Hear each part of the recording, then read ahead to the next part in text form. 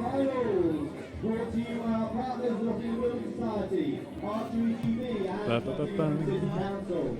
We are going to be going How's that? to the semi-final matches. Put a bit closer. Okay, good afternoon everybody.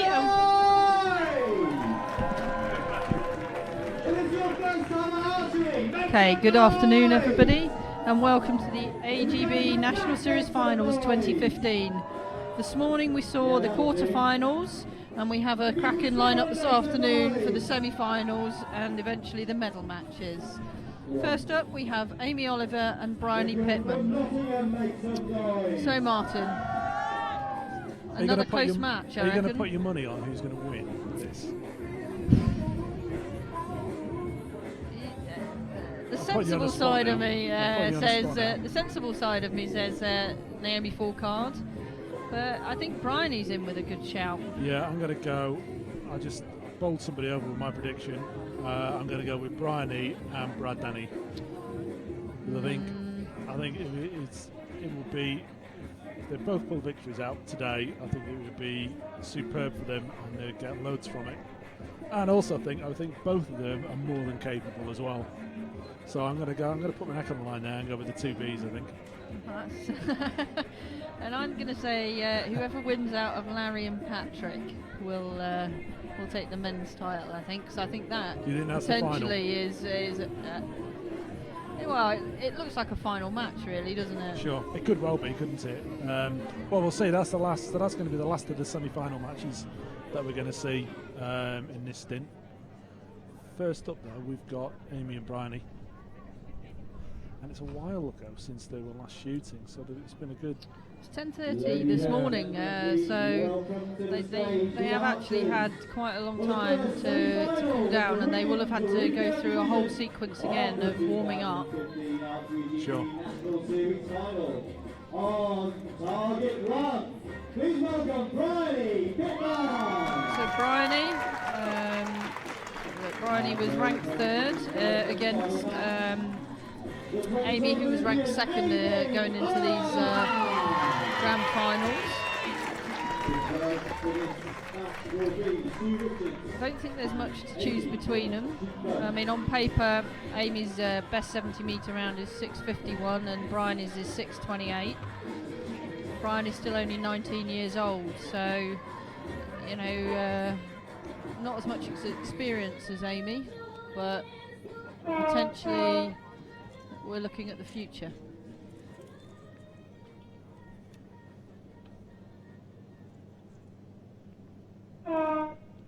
So Amy to shoot first. This is the first set. Great start. Good start.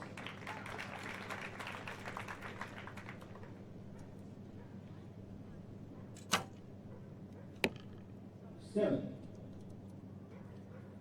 Okay, both over to the right again. Maybe Amy just learnt a little more this morning. 9 points. I think we were on Bryony's target. Good arrow. Good arrow, so there's only a point in it.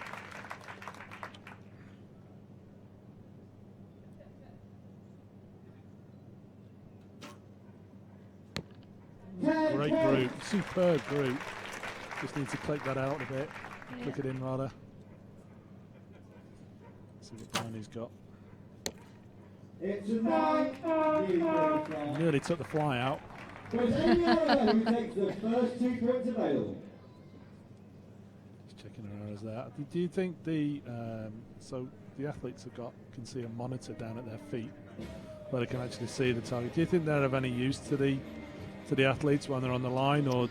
I think they'll be looking at the big screen, to be honest. Yeah. Which is directly above them. The monitors can be quite tricky to see, especially if the sun's shining. So, hidden in the grass there. Yeah. Highly camouflaged. So, looks like we've got a bit more. That's Amy's grandfather who just got past there. And her auntie. Yeah. and his grandmother, they're all ex-GB archers themselves. Yeah, she's got a great support network, and obviously, you said earlier, she's got a lot of archery within her Yeah, it's in family. her genes.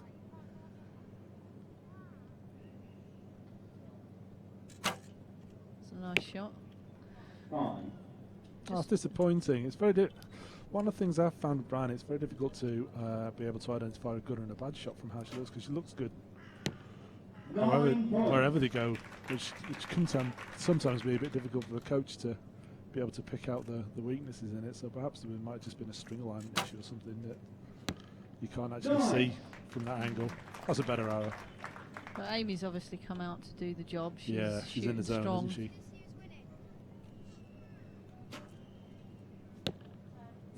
Good arrow. And we saw this last year with Amy, that she shot strong without, and her match this morning was over in record time. It was, yeah. She hasn't had many arrows on the tournament field today compared to the others. She hasn't had to. She's done the job straight off. So good group. Amy Oliver extends her lead to 4 set points. So I think Bryony a little disappointed with how she's come out and shot these 2 sets. But saying that, Amy really hasn't given her a chance. No, she's come out fighting, hasn't she? It just shows you what she's a quality archer, a quality competitor, and she's well grounded in competing at this level and much higher levels. So you'd expect her to be shooting nice arrows all the time. It's just up to the competitor to be able to match it or beat it. But you'll have to be good to beat Amy on a day like this. I just can't help thinking that Bryony might pull something out. Yeah, well, she's got, you're 4-0 down. Some of the tension will go.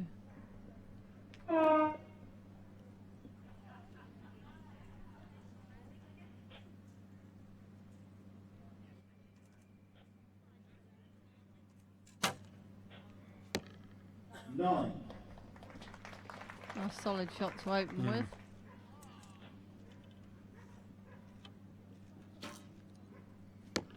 Naomi's foot is moving a bit there. I don't know if the wind's moving up or she's... It's difficult to see the windsock's not actually doing anything, No. but you can't tell what it's doing on the arches. As I said, they're surrounded both sides by stands. Maybe it's some of the hot air that's been spoken. 9 points.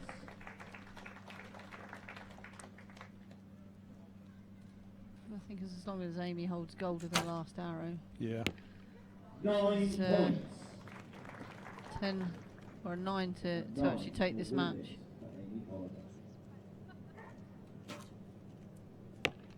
It's a tied set, and Bryony Pittman gets her first set point on the board. Amy Oliver leads. Well, the door was open. She didn't step through it. No, and but Bryony does need to win the next 2 sets now outright. A draw's not good enough. No. So Amy certainly in the driving seat at the moment. I just can't help but thinking if Amy hits the brakes, Bryony's going to fly right by.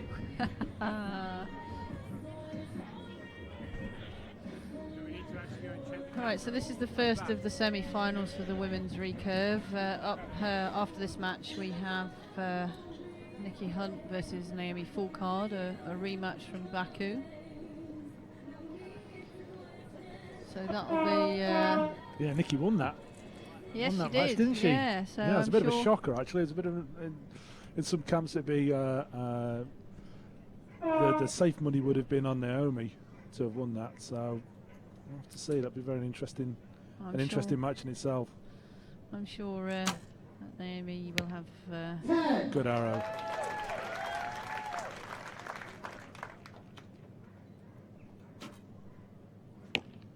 It's a bit loose that there. Amy seems to be moving around a little, yeah. doesn't she?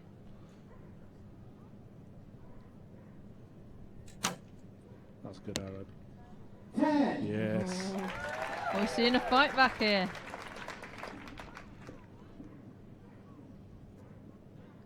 Yes, definite groups opening out here a bit for Amy.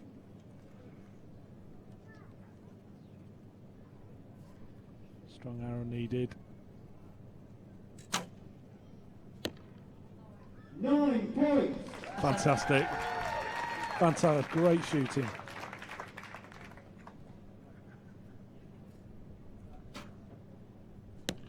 And that's enough. So I think Amy perhaps just lost a little bit of focus there, Close the gap now. which can happen from time to time. It's difficult when you're in the lead 5-1. Sometimes you just switch off a little bit and Yeah, allow you start your thinking about opponent. the next match perhaps. Yeah, allow your opponent back in, and it's dangerous because they can get on a roll themselves then. Yeah. So that's one of the sets won. 5-3 in favour of Amy Oliver. Have we seen an individual single arrow shoot off yet? I don't think we have we? I think it's time.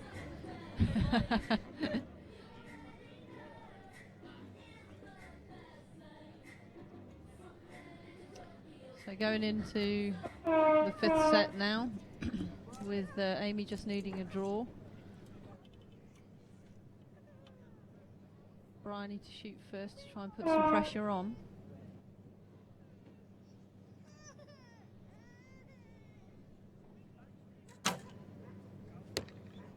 Eight points. Okay, that's just out.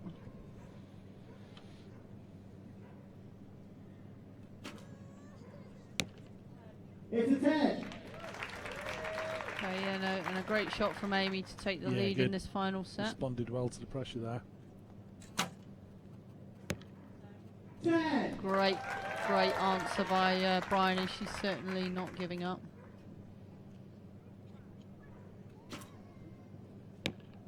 It's a 9. Okay, and a 10 now would really put the pressure on Amy.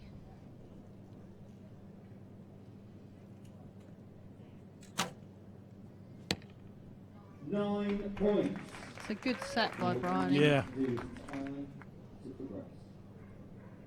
She's going to be good. She's got a good future. And she's got another 2 points, so I think we're down To a shoot to a off. single arrow shoot off. That's what everybody's here to watch, apart from the archers. I don't know, I like a good shoot off myself. Just a reminder then, ladies and gentlemen, the arrow closest to the centre will be the winner. Okay, so now there's a little bit of luck in this. You need to get a great shot off.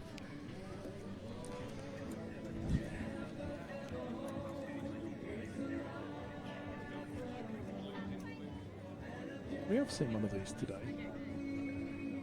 George. Yeah. George and Brad. Yeah. We're not changing the faces? No, we're not. Okay. Just establishing what we're doing there. The judges.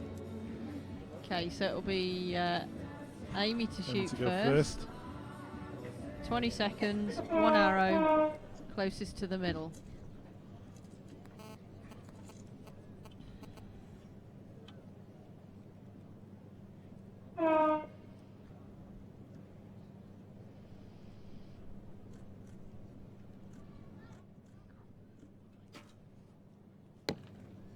Okay, door's definitely open for Bryony here. Is she going to walk on through? Yeah, great shot by Bryony. Superb. Superb. I can't help but thinking Amy gave that away in some respects, but Bryony still had to shoot the arrows to get there. Yeah, I think Amy was definitely on top after the first two Yeah. sets and maybe just lost a little concentration. Yeah. And then, you know, Bryony still had to put the arrows down there to do the job. I'd just like to say that my my earlier my earlier declaration that Bryony was going to win is, well, it's still going. I'm still in the frame for winning the bet. What'd you win? I don't know yet, I haven't decided.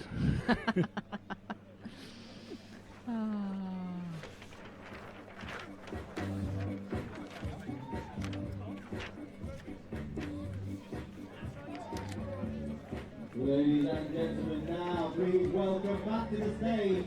Okay, so now we've got the second semi-final for the women with three-time Olympian Naomi Foulkard taking on Nikki Hunt, who was a double gold medalist with a compound at the Commonwealth Games in 2010 before she switched to recurve. Victoria's country will adjudicate this match, and Naomi Foulkard will be first. So, again, both these archers very experienced. We've got Lloyd Brown in the coach's box for Naomi, and Somi Wu in the coach's box for Nikki. Songy, I believe, has worked extensively with Nikki over the last couple of weeks. Yeah, I believe so. To get her out on song today.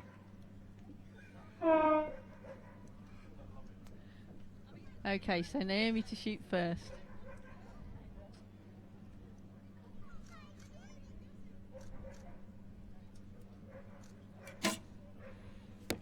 That's a great first shot from Naomi. Yeah, great arrow. Very positive.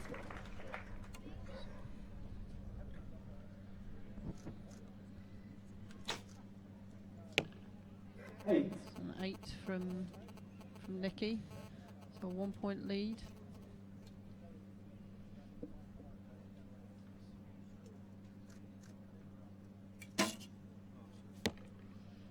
Okay.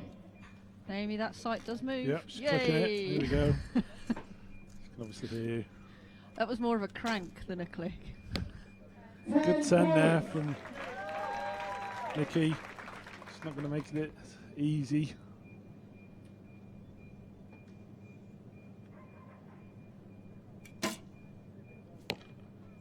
Seven. Okay.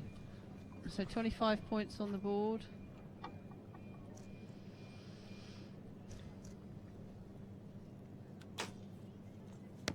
And a 9 from Nikki. Taking the So first Nikki set takes there. the first set. Have you shot recurve? I did as a junior. So why did you go to compound then? Is it easier? More fun, I think. So, well, yeah, I mean, you say that. I wandered down the line at Exmouth, and because now that the way that they changed the format, the archers, the different disciplines seem to be segregated. So whereas when it was just like a 14-40 round, you'd recurves and compounds and shoot together, but now there's like genders and categories of disciplines. So there's like a male recurve line and a ladies recurve line, and then same again for the compounds. And the compounds men's and ladies line, it almost looks like a festival sort of a carnival Hit targets, they're under pressure to perform, whereas the compounds, we have to fight for everything that we get, and unless we stick together as a unit, good arrow. that won't happen. And yet, ironically, I'm sure we'll talk about it tomorrow. We'll be talked about tomorrow. It was a compound medal that came back from the World Championships. Yeah, I mean the compounds have, seemed to produce at the major championships. We had Adam with a bronze medal at the Worlds. 9 points. Last year at the Europeans, we had the women's compound team taking who silver. was on that team? Oh, that would be myself, Remind Lucy O'Sullivan, and Ricky Bingham. And Lucy we'll see in the finals tomorrow as well as yourself. Yeah.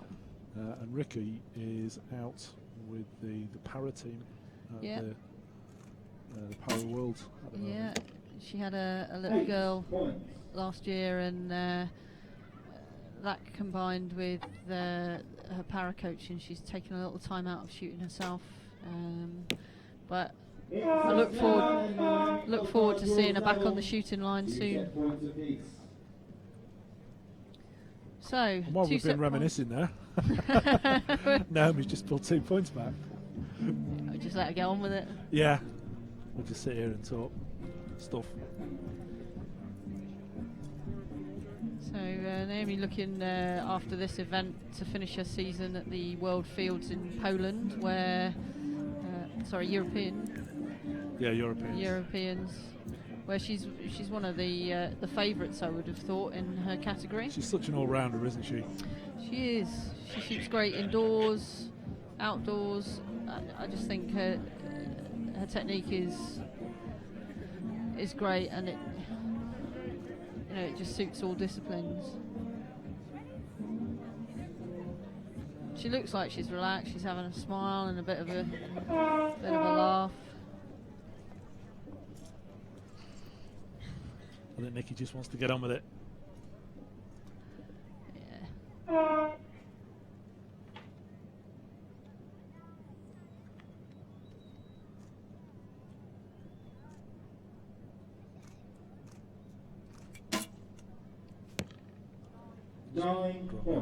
Strong arrow.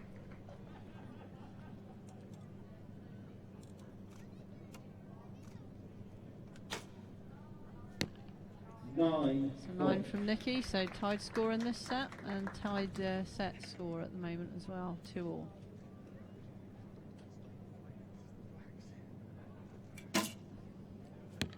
Great shot. Good arrow.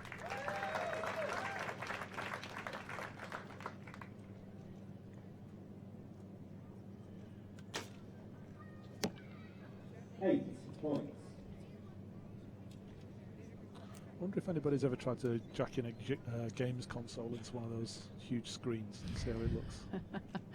Quite frightening, I would have thought. Oh, it's just now, out, just I out, think. isn't it? Yeah.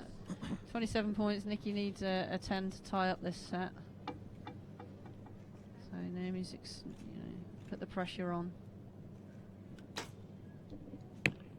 That's a 9, so good effort. Now take the lead. 4 set points to 2.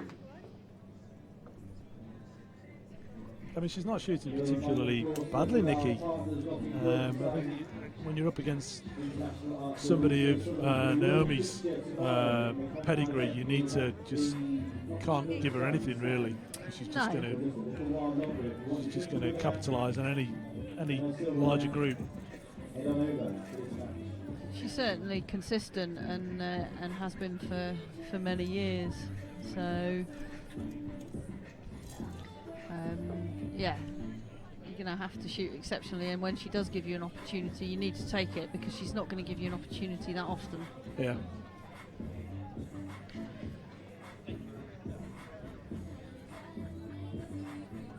So it'll be Nikki to shoot first. So needs to try and pull some ground back against Naomi, not let her win the set, because that will be the match. It's a good shot from Nikki. Good start. Let's see what Naomi's got to answer that with. 9 Again, everything a bit high. High, isn't she still? Oh, I I heard that clicking. Functional check of the windage. The elevation. Both of them are high. Yeah, they in are. fact, Actually, I'm just thinking that maybe the wind is actually moving the arrows up and down a little bit out there.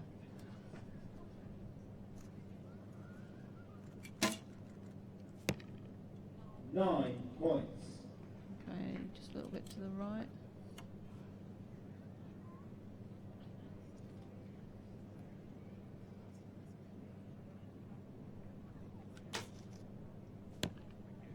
Just out. Good shoot from Nikki. And then we can wrap this up with a 10. Solid that. Good group.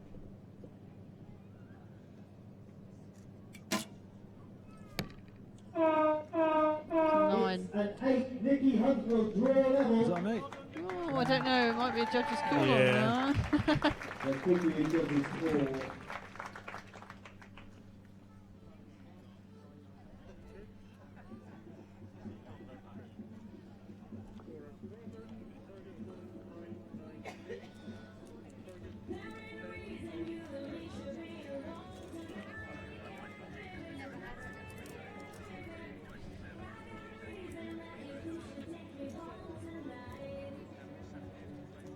Can't wait for May. I think it'd be great to have best in Europe here doing this. I think it'd be great for Nottingham and great for the country. I'm really excited. European archery has come on a lot in the last, few years. You've got the Dutch men's team, and the Italians, really, are superb. Italians, the Germans French as well. It's going to be a hard-fought battle, and obviously with Olympic quota places up for grabs, it's going to be a tense affair. Yeah, I think we need to, on the recurve side certainly. If you do well in the European Championships, that's a real achievement. Here we go, final set. 4 all. 8 points. That's an 8 from Naomi.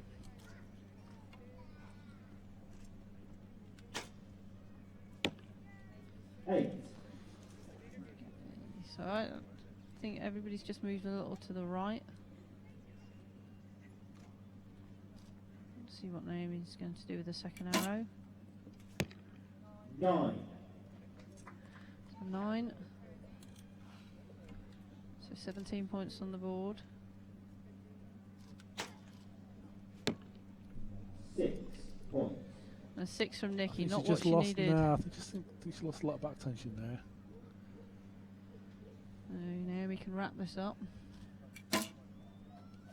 And does. It's another line from Naomi Boltard.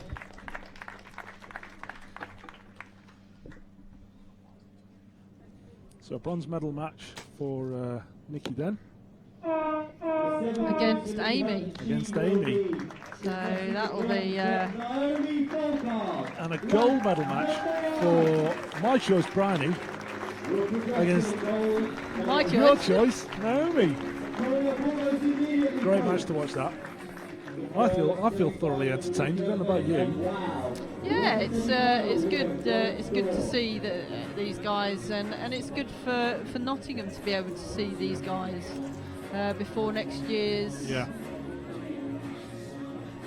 Europeans. There's so much riding on that. It's going to be such a massive event for European sport because there's so many of the countries that are after Olympic quotas.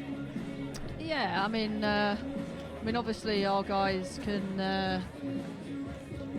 relax at home up until the championships and actually travel from Lilleshall, I would assume. So the travel part of it's taken out for them. Yeah.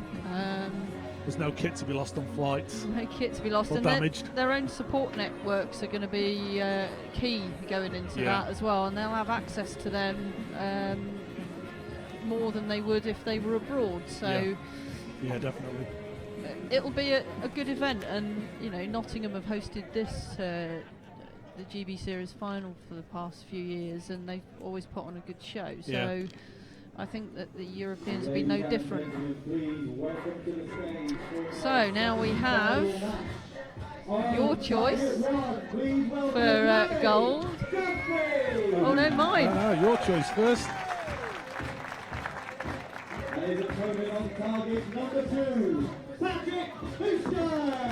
Okay, so this would have actually been my pick for a gold medal match, actually. Yeah, I think a lot of people that I spoke to have said that this is the final, but not me.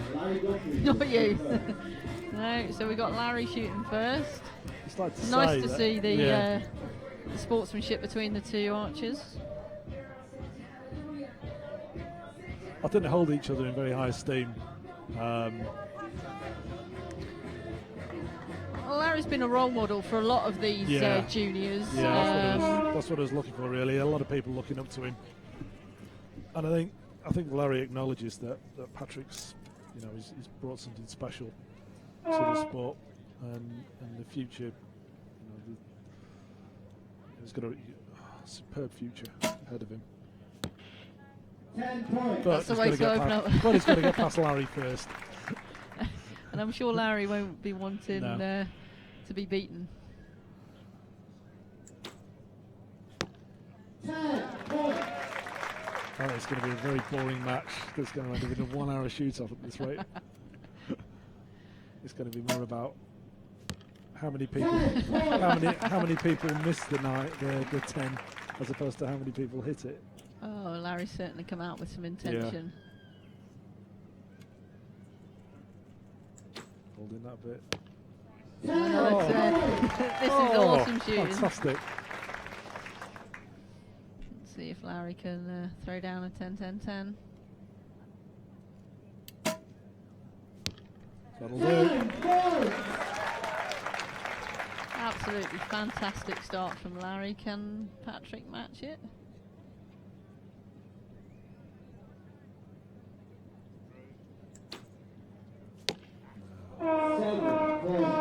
That would have been superb for 230s. But even so, that was some great arrows. And I think about massive smile on Patrick's face there. I think they're both enjoying this.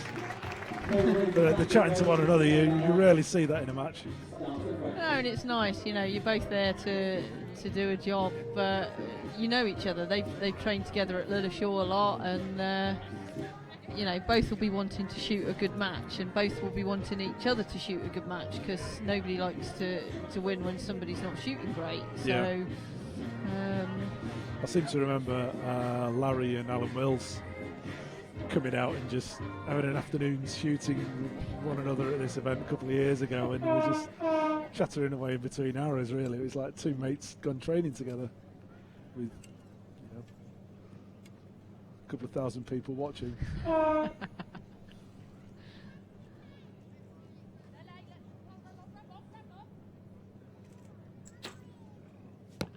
yeah, back in the 10.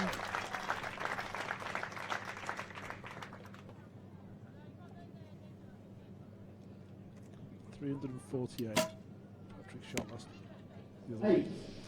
Yes, he did, and news in today that from Korea that Ojin Yuk has shot 353 at 70 Do you think metres. that's in direct response to Patrick? I don't know. I think to actually make the Korean team is shockingly difficult. I think I looked the other year at their national championships, and on a 1440 round, the top 60 odd men were shooting over 1300. That's depth, isn't it? That's It depth is. that becomes It is, 29 points there for Patrick and on the second set. I'm sure that 700 barrier is going to go very soon. Yeah, for the 720. Yeah, definitely. I mean, it was close in London. We had him Dong-Young shooting 699. So it won't be long before you get a group of guys pushing each other at a tournament. Yeah, it's like a 4-minute mile, isn't it? As soon as one guy goes it, mind you, it'll probably be the ladies that will. The ladies in Recurve terms have always led the men in that respect. Normally the Korean ladies, but China have been making quite a substantial challenge over the last couple of years as well. We've actually had a question in on Twitter asking what make of Bo Larry's shooting. What model? He's shooting a win and win, but I'm not sure what model it is. No, So I'll try and find out. It's one of the metal handled risers, as opposed to the Max.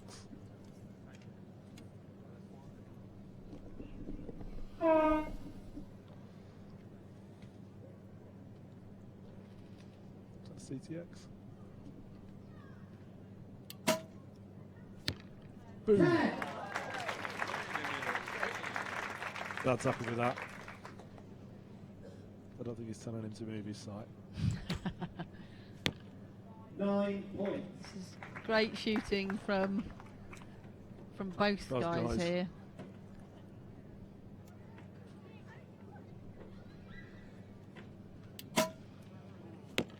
Ooh. 7.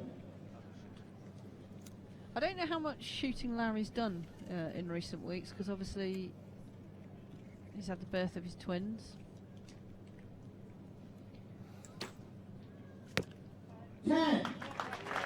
Whereas Patrick's been on a roll. He performed brilliantly in Exmouth and then went on to shoot fabulously at the youth festival. Yeah. He's been busy this week giving archery lessons and having goes to football teams in Nottingham, I believe. Saw that, yeah. He's helped Archery GB in a lot of promotion for this event, and it's It's a day for Patrick. Tied good time score. for that one. But it's enough. Tied score. Tied score, so 3 set points each. Patrick would be disappointed with that. I think he would have felt that he could have capitalised on that serve that Larry put in. But a 10 count for this round, for this particular match, I think it's been higher than, probably had more 10s than the rest of the matches put together so far. I mean, I think the wind has actually dropped from this morning, so that's why we're getting the higher scores this afternoon. So set 4, all square at 3-all.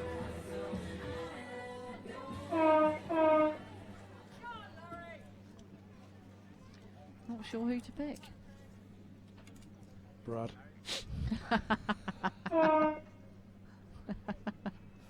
He's on next.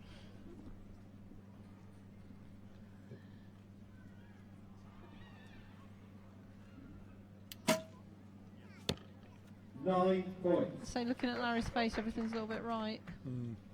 And I think he's just had No, a it's just little tweak. Yeah, it's just the slacker shots are going right, aren't they? Strong arrows are going Nine. right. But even his 10s are over that side of the face. I'll take that. Maybe he just needs to tweak his glasses. Oh, It's yeah, a he's got a 9 9, for that. I think, He's got yeah. a 9. I think he's a bit relieved about that as well. Maybe purple glasses are a lot more accurate. Who knows? They look good though. He's got a lovely follow through, Patrick. Absolutely fantastic to watch. I was on the target next to him when he shot his 348, and it was a privilege to watch. It was depressing when I couldn't match him at 30 with his 70 later on in the day, and I did mention that to him. But after he shot that 348, he spent the rest of the day levitating. He was floating. He was that happy. Great. So 28 points apiece. Great match to 4 watch. points each. One more set, regulation set to shoot. And then, shoot off, maybe. That'd be good to watch, I think.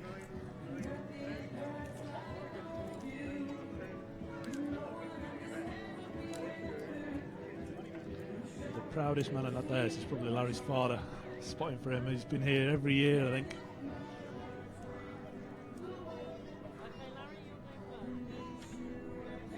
So Larry to start off this this final set, and he can exert some pressure on Patrick by shooting, by getting some good arrows down Clean range. up first.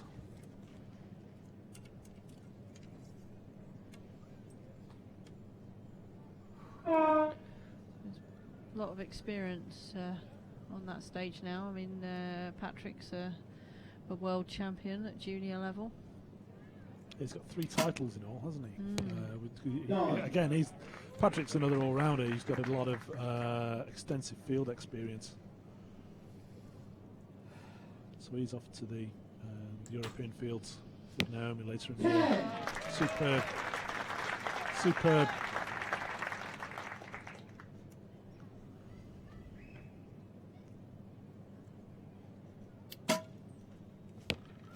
Nine points. And they're not really that far away from the 10 ring, Larry's No. arrows.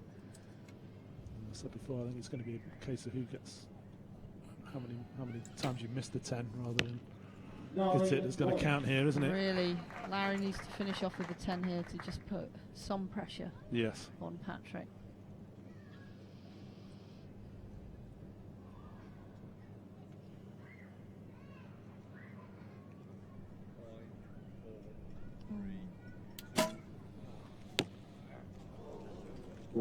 And he's giving it to Patrick now, really. Pretty much just needs to hit the target. There you go. And to be honest, well deserved at the moment Yeah. from Patrick. And I He's shooting think- amazingly. Yeah. And I think the torch has been passed in some respects now. I think Larry knows it. Great piece of shooting from Patrick there. Great shooting from both competitors, ladies and gentlemen. And next we have the second semi-final. And we'll be back to see both of these a little later. Larry obviously shooting for bronze, and Patrick shooting for gold. Silver against Brad. He's got to get through the next match first. I'm on a roll here. That's a great shot of the hole behind the stand there. Yeah. It's beautiful surroundings here. There's a lot of families out having picnics and catching a bit of the archery. We've also got stands for people to go and have a look at. We've got to have a go.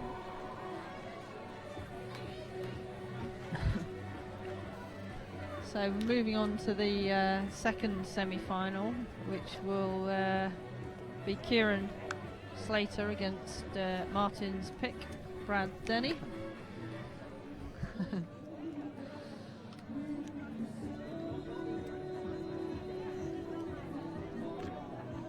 So earlier today, Kieran beat Michael Judd, and Brad beat George Harding on a one-arrow shoot-off. Ladies and gentlemen, please now welcome to the stage for the second semi-final in the gentlemen's recurve competition. On target one, Bradley Kelly!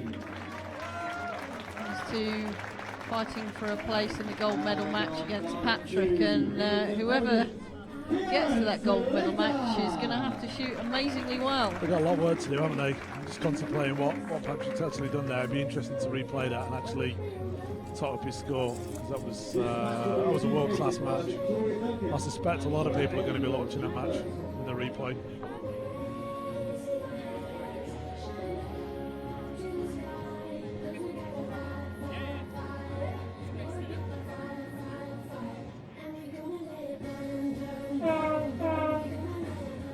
Okay, so Brad v Kieran.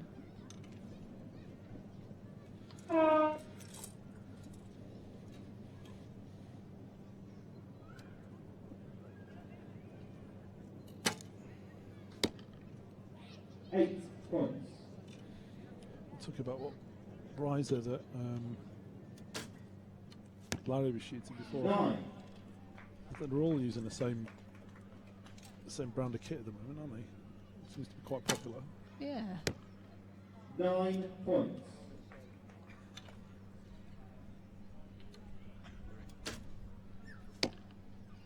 Seven. Oh, that could be costly.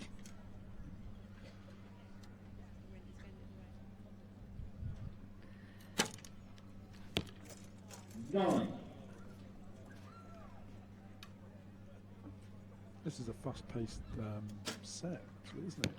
Both these archers shoot pretty Yeah. quick, so Yeah. if you blink, you're going to miss it. Yeah, Kieran's historically shot better than the rest when it's windy, because he doesn't hang about. No, and he's always performed very well.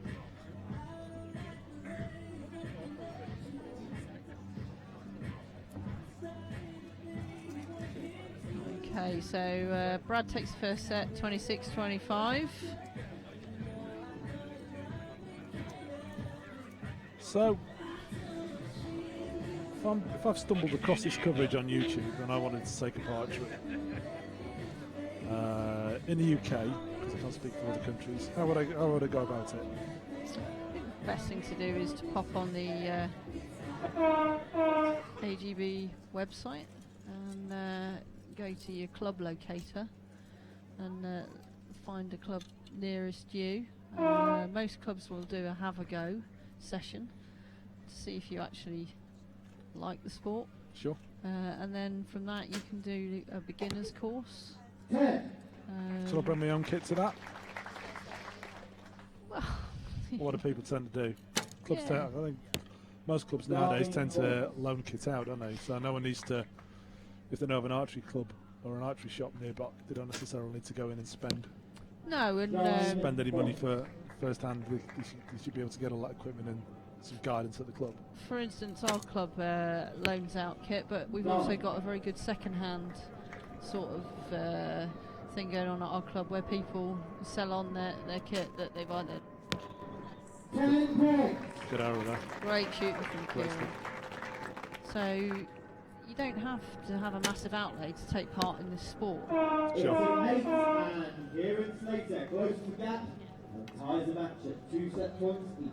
And what is great about this sport is you can take it to whatever level you want to and enjoy it just as a family and as a social thing, or take it to the level that these guys are taking it to.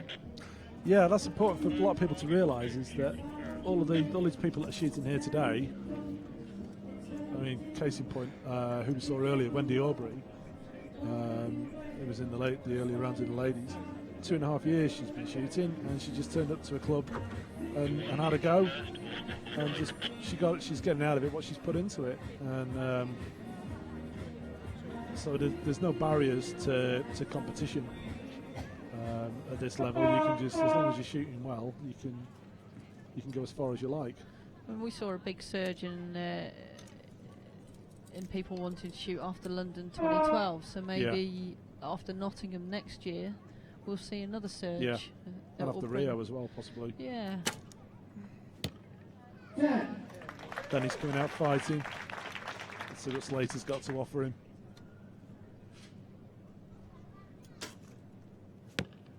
Oh, yep, 10 of threw his him own. back. Good stuff.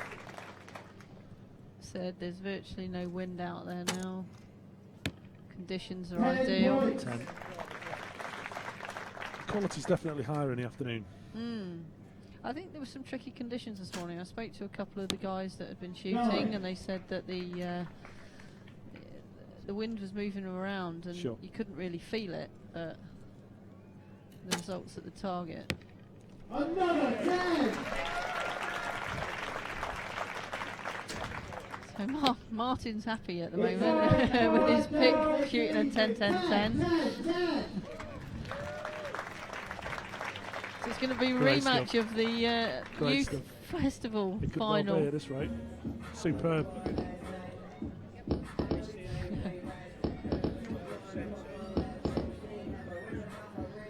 Perfect. So still got a good crowd here. There's the stands, but we've also got a lot of people along the side of the shooting range, hanging over the railings, watching the arrows whistle by.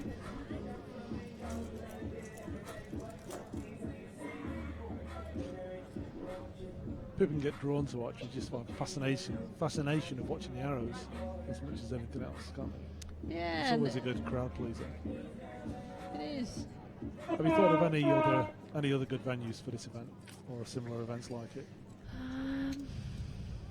that you've shot at or that you'd like to shoot at? I don't know. The best archery event I think I witnessed was Copenhagen and the World Cup finals, Sure. where one of the sides was stands Nice. with ticketed seats, and then it was on the canal, so they were shooting over water, and then the other side was just people hanging over from the bars. But the amount of people that actually stopped to have a look, Yeah. and that's what's good about here, it's a public place. Yeah. So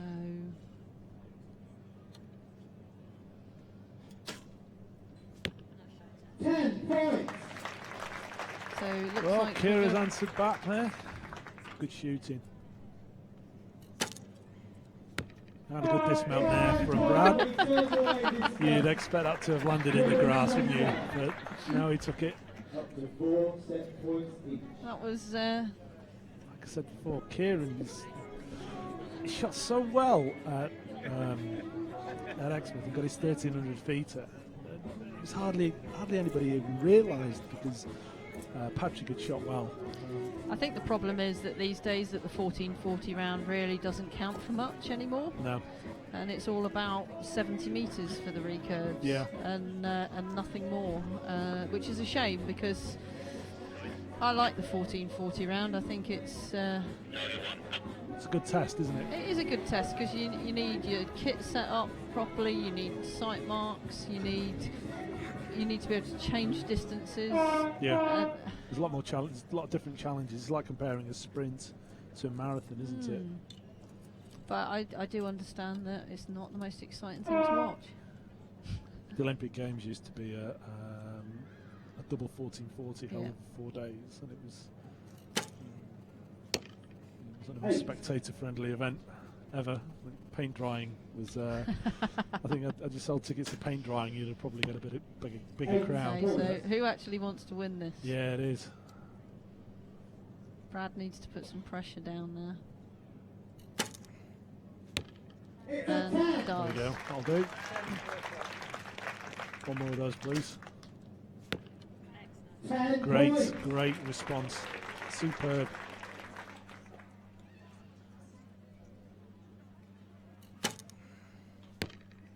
Doors open. So a 10 to win this. Doors open. 9 for a shoot off.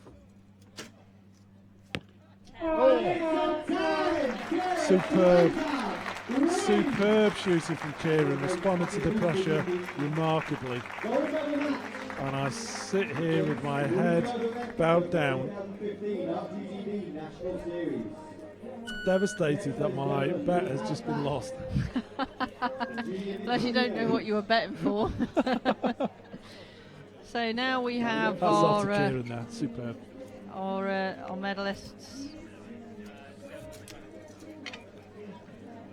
or our medal matches have been decided.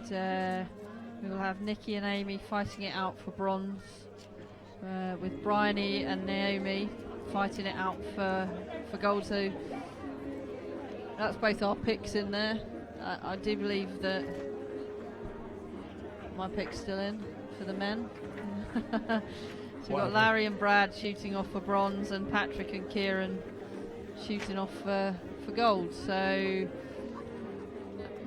cracking set a match. It is nothing to call between them. And now we get the youth mixed trios, bronze and gold.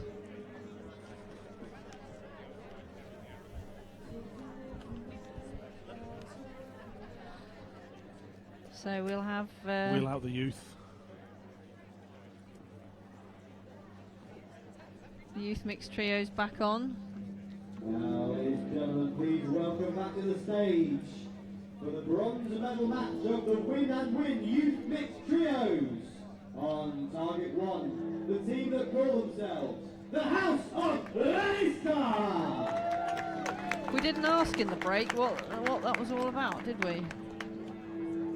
And on target 2, I don't think I'm going to lose any sleep over it. of Hellraisers.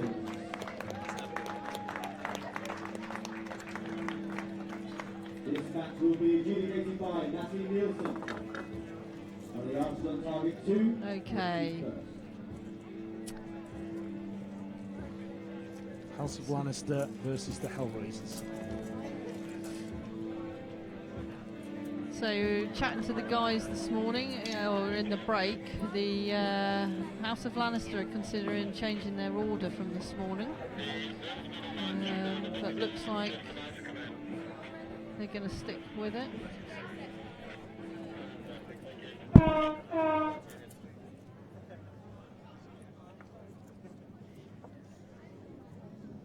Right, so we're looking for some, see if we can increase the amount of communication that they've got. In the middle, you can do it. Yeah, 'cause, I seem to think that the Lannisters just weren't talking earlier, were they? No.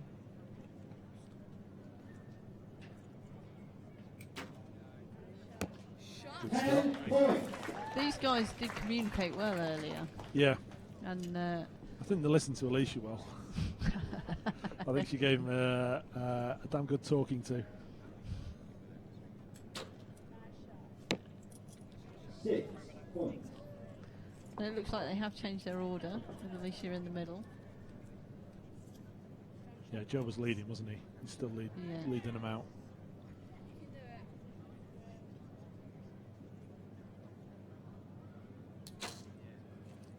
Good arrow. 9 points. 25 points on the board. Michael's leading the other team out.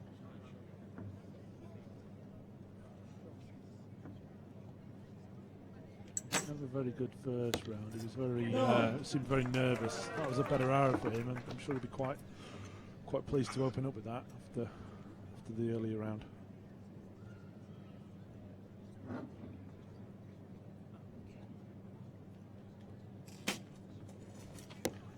It's an 8. Again, backing off the line before the shot's really completed. It's plenty of time.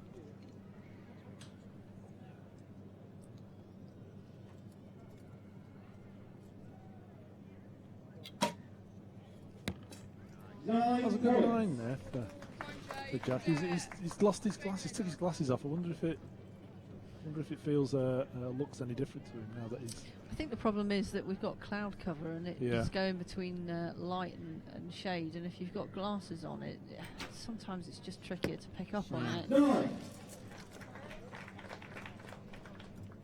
Because I know with some of the glasses, it's certain light conditions, you use certain colours, so if the light's constantly changing, it's going to make it tricky. It's an 8.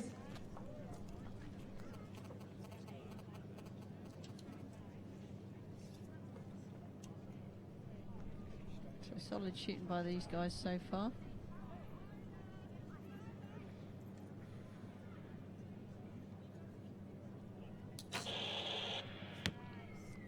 Ten. Good out of that. So tidy target. I heard a lot of feedback on the radio then. I wonder if he could have heard that as well while he was at the point of release. I don't know, sometimes you just get yourself in such a bubble that you don't notice anything. Little overcompensation maybe, because all three of their first arrows went right. 8 points. Just trying to see, Windsock doesn't appear to be doing anything. Maybe they've turned it off.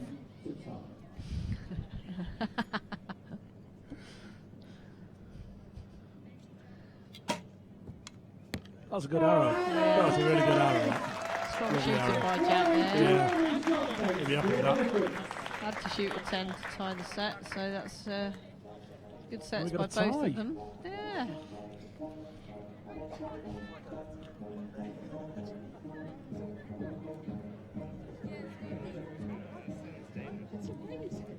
So it seems these teams have actually settled down a bit, appear to be talking to each other a bit more.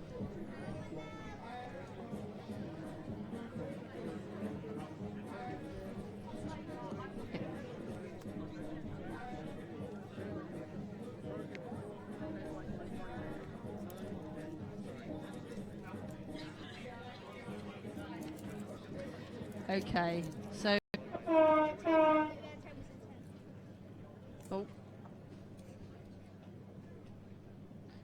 right. So Joe leading them off for the second set. A bit more work to do than they thought. What's important now is they don't just focus on the task in hand, because they shot good arrows. They mustn't let that change in the call affect their performance now. Just keep doing what they're doing.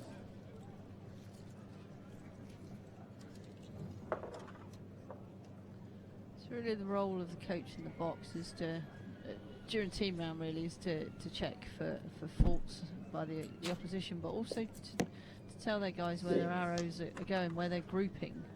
And if we look at the Hellraiser's target, the majority of their arrows are off to the right.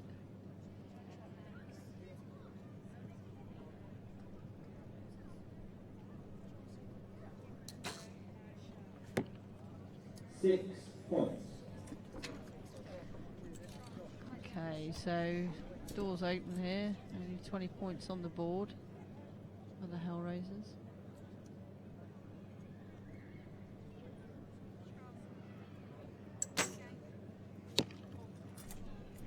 Five points.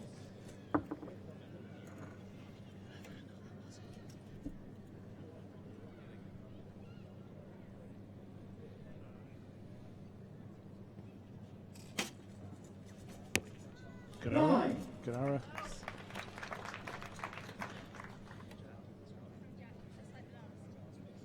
Just like the last there, they're communicating through it, Jack. Try and give him some support now. Shoot like the last arrow. Cracking 10 last arrow. That's a good shot. Oh, just a bit high. 8 points. If perhaps he's just moved his head, bit of a head positioning issue or something. It's just. I don't know, it seems to be the story of the day though. A lot of arrows drifting high.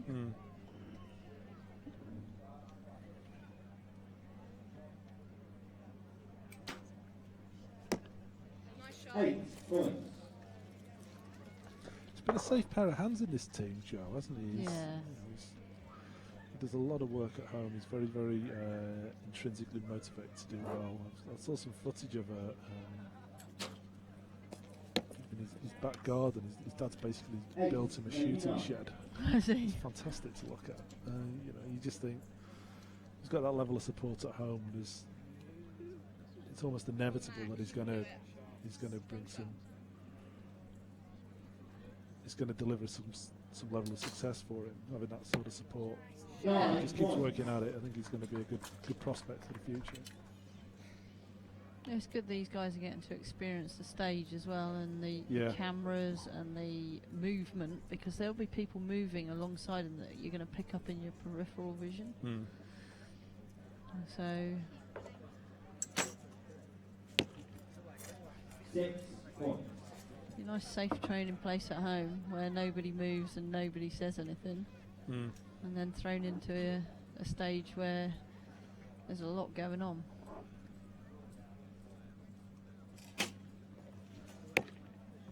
Seven points.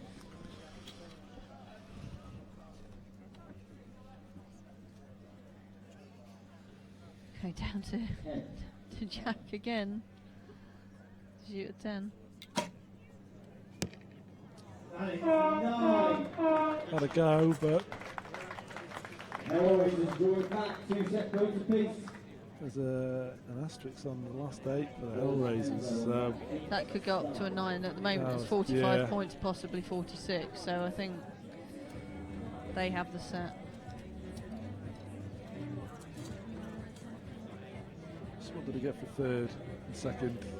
First place is a load of kit from a Win and manufacturer. win, yeah. What did he get for second and third? Nothing. Pat on the back.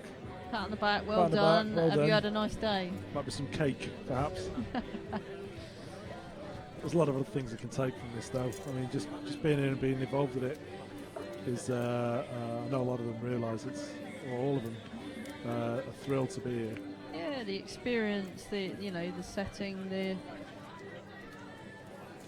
next time these guys step out, and hopefully they will make the Great Britain team at some point, then they'll be looking to make medal matches, and it won't be a big shock to them. Yeah, it's all experience, isn't it? I remember the first time I shot on a finals field, I was petrified because I'd never shot on a finals field before. Yeah, you got to start somewhere, haven't you? Mine was a World Cup bronze medal over a harbour. Yeah, it's been some interesting venues over the last couple of years. A lot of venues tend to be by water, like by a beach or a big lake or over where water. it's windy. Yeah. Next week in Winton. So Joe's opening up with an 8 there for the Hellraisers.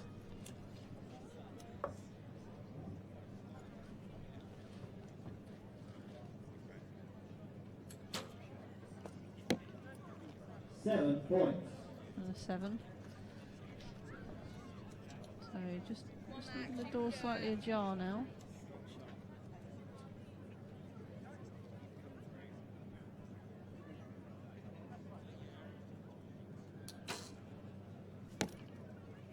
Eight points. A bit of gold avoidance.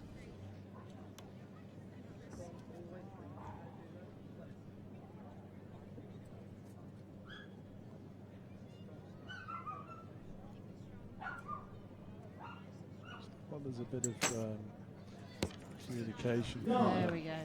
from the guys there. Good arrow that from Michael. I think Eleanor was urging him to keep it strong, and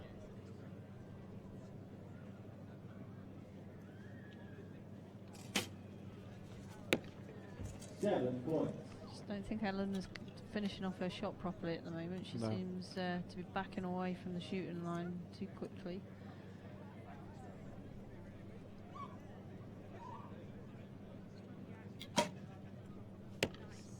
That's a nice 8 shot. points. Nice shot. So a slim lead for the house of. We've gone up from getting the gold to X now from Alicia. The demands of It's higher. very demanding. See if he can do as he's told there. No. That's quite an uncharacteristic shot for Joe because he's been But everything has gone over that way a perhaps little he's just bit. not reading the conditions as you'd hope. 8 points.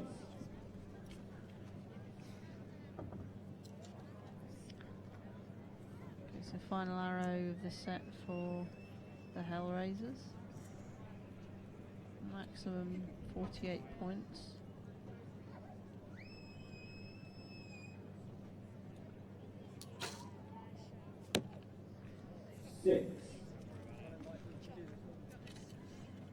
Okay, so 44 points on the board. Really, the House of Lannister should take this set.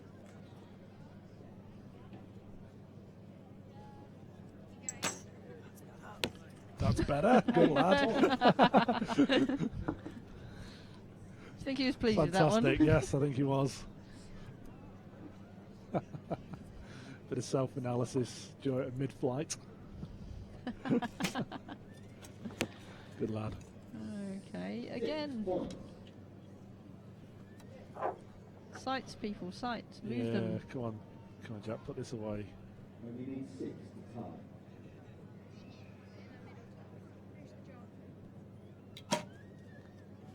Job Great for you. shot. Good effort. Good effort. I believe in this match.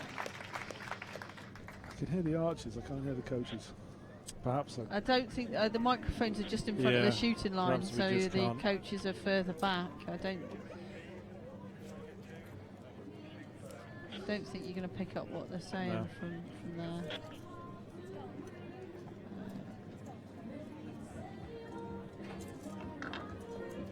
Looks like the audience enjoying some great archery so far, and more yet to come. Obviously, following the youth mixed trios, we've got the bronze and gold finals.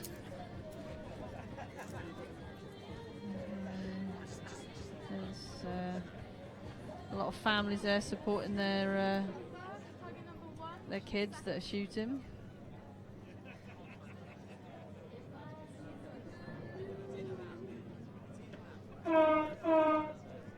Michael's all smiles now after that last arrow. He's enjoying himself. Yeah, it just takes a little while to settle down sometimes. Getting the opportunity to practice this format is more challenging than anything else. We don't really get No. an opportunity in this country to go to this sort of format, because No. most of our shoots are shot all under DOS control, medal matches. So I think a lot of other countries have formats where they get to finals, they put them on in places, and their archers get comfortable with their surroundings. Sure. I'm not sure we've grown at the same rate as some of the others. No, I think we've constantly got to keep up and keep trying looking to find a way of getting an edge. I think the Isn't it national worth- series was a great idea, and it's certainly inspired a lot of people to shoot. Trying to get into the legs this year was interesting. You know, it was within an hour On New Year's Day. on New Year's On Day. New Year's Day. Websites were crashing because people were trying to enter archery tournaments. Yeah, I mean, It's unheard of, wasn't it? Oh, good arrow. Superb. he's in like Surrey's field of, was it 75 targets. It was one of the best sights I think I've ever seen. Sure. Yeah, it was great. Really good leg that, sorry, actually. I'd look forward to going back to that event again, actually. I don't think the next year's events have been announced, but I still think they're trying to decide. I mean, next year is a packed calendar, obviously with the Europeans at the start of the hugely, isn't year, it? and then Rio 9 points. later in the year. I've heard. that might not be an issue. Oh. Well, So where would you like to, out of the venues that we've had this year, it's been quite apparent, 9 just points. given how the calendar's panned out, that they've all been in the south of the country, which you've almost had you've had a home shoot this year yourself. Which has been I have quite had a good, home quite shoot. refreshing. I'd It imagine. has, because last year I managed to drive to and from Scotland Mhm. and Exmouth. 8. I don't know. Maybe we look to have more legs and your best 3 count, but we put more legs on all over the country, so that and Ireland. So we, maybe we have 10 legs and your best 3 9. positions count, and then Sure. it might make life a little more interesting. 25 points. Because I will admit it's been easier for me this year, but a lot of the guys it's been a lot of travel for. I said before, Stuart Barbie, 2,500 miles, he and his wife to compete at this.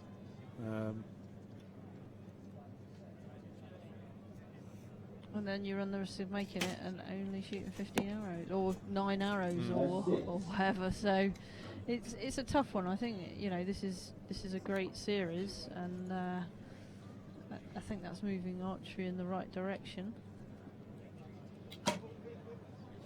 So It's 9 Hell points. raises. It's not enough. It's going to be a shootout. Hellraisers have put in a good 50 there and snuck in to give us a shoot-off. So we're shooting off again. Yeah, it's the second time we've done it in this. Same format as earlier. So although officially we're supposed to alternate, we are actually sticking with the way the shoot-off was done earlier with Sure. these guys, with one team shooting first, followed by the second team.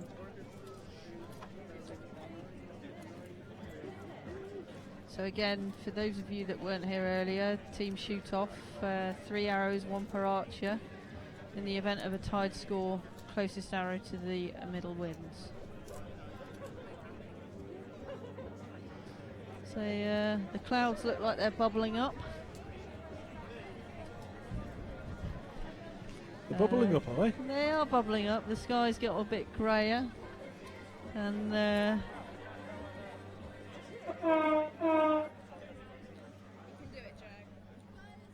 wind Righto. has died. So maybe there's a storm on the way. Yay, in time for tomorrow. But compound Sunday.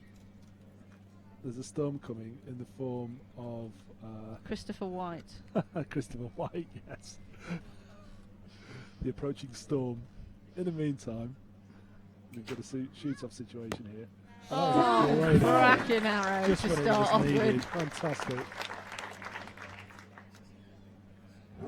See if Alicia can match that. You see, nobody's telling us to shoot yellows. No. 7. It's another 7 points. Straighten the bolt. Strong shot.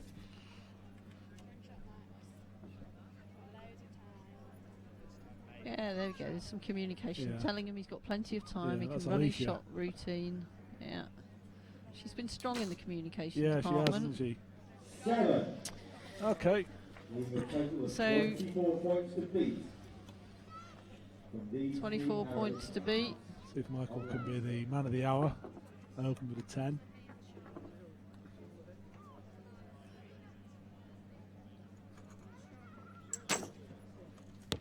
Yes. It's a 10. Fantastic. Fantastic. And Eleanor see if she can produce a nice solid arrow for She her come to you team. for any tips earlier in the week then, Eleanor, did she? I've chatted a bit to her. Up 4. A 10 and a better 10 than Joe's shot, I have to say. Oh, right, okay. So it's going to have So to he's be in gonna the have X. to nail it. Yeah, Nail it to win. yeah. Is Jack going to be the man to deliver? Good out. Oh, It was close to the line for the Hellraisers. it was a good shot. So it's bronze just for the didn't give them what they needed. Hellraisers. Congratulations everyone to the Hellraisers!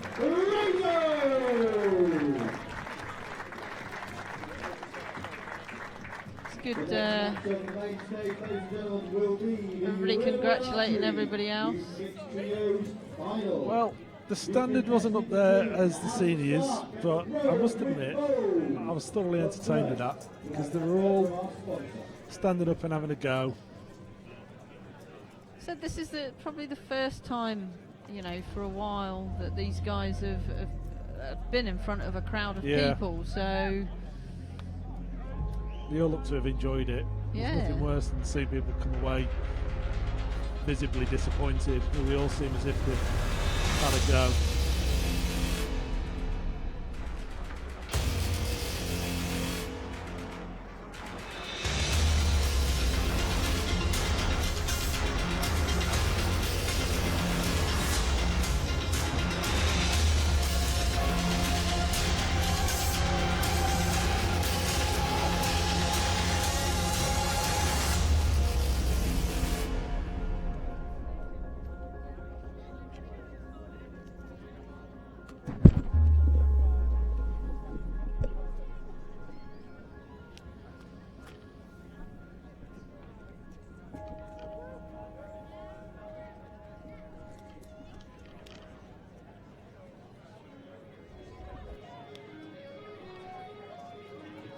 So here we are at the Archery GB National Series Finals, day one, Recurve day, and looking forward to the Youth Mixed Trios Gold Medal match, which will pit the House of Stark against Bros with Bows. You know you've arrived when you're commentating on teams with those names.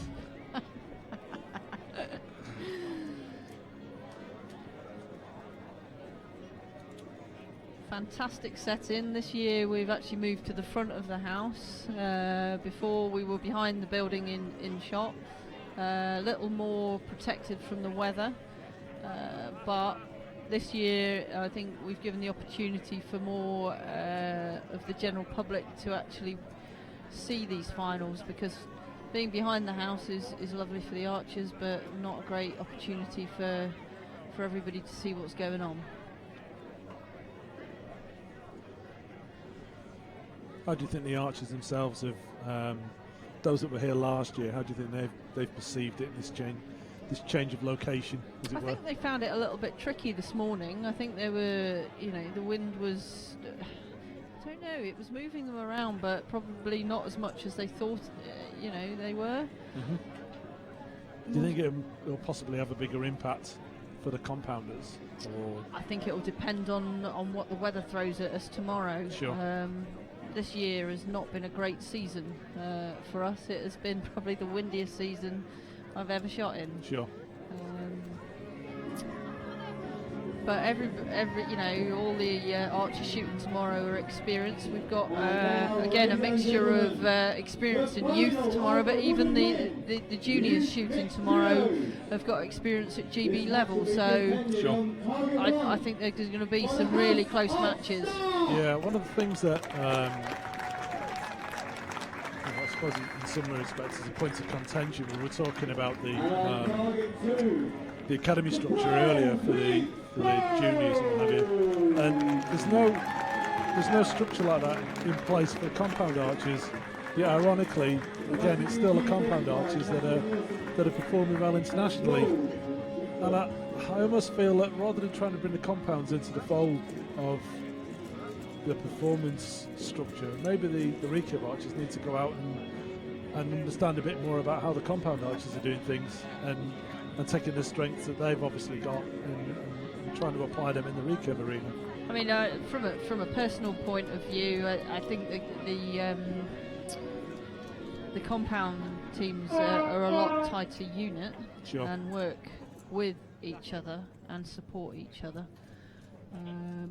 But the kids are getting an opportunity. We've got a couple of squads planned for this year, like an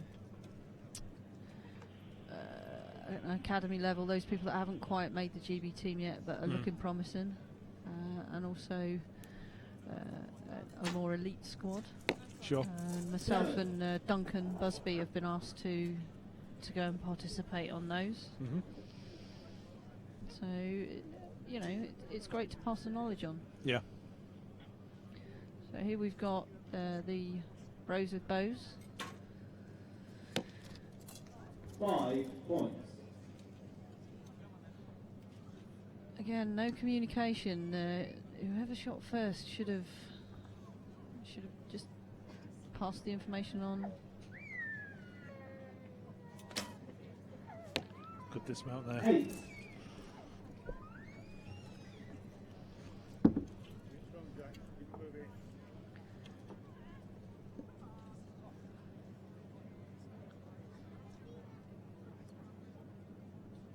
It's got the same glasses.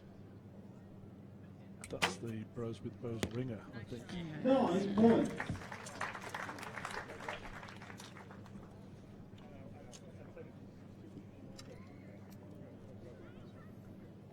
I think he's showing his true colours there.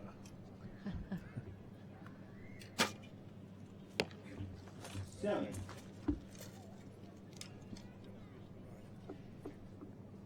Okay, so it looks like the House of Stark will be taking a lead. It's just how much of a lead? Good arrow. 10. Good arrow. Yeah. Yeah, they've got they've sized up the field and the conditions. They've got themselves into an early rhythm, so that's good to see. Let's see if the Bros with Bows can respond to that now.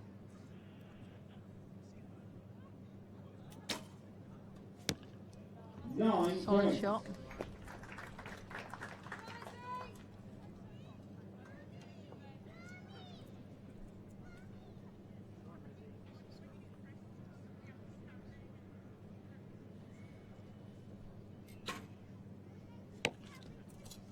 Seven points.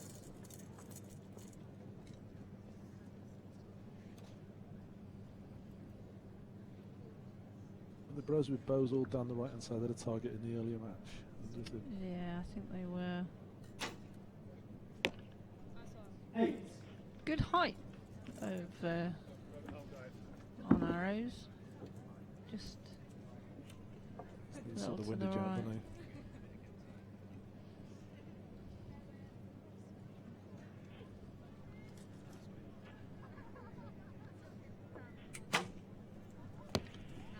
Nice 10 arrow. points. It seems these guys have Making- dialed themselves in. Yeah.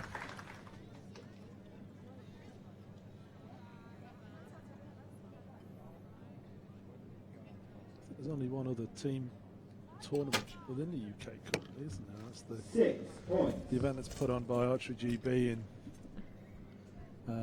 about June. 3 points. That's like a county teams. Yeah.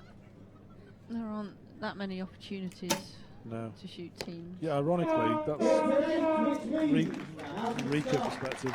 You know, it's a good opportunity to low starting throw. a good competitive opportunity internationally that sometimes we don't necessarily perhaps appreciate. I think for compounds as well, to be honest with you, we have the teams in all disciplines to be able to medal, but I mean the recurves obviously get a chance to shoot up at Lilleshall as part of their training, whereas our compound teams change a little more, and we don't get the opportunity to shoot together before we go away to these competitions. Sure.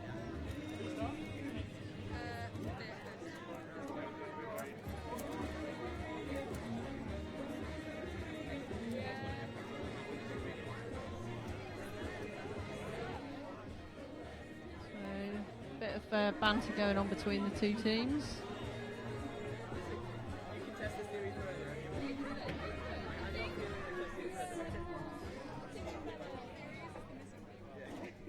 looking very serious as well.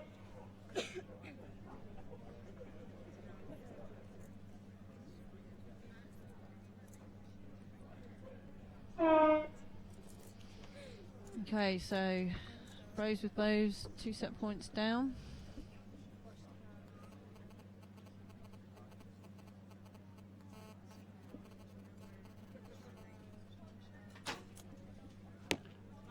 Eight points. Still over to the right. Moving his sight. Good plan, but I'm not sure he's told his teammate that's where his arrow's gone.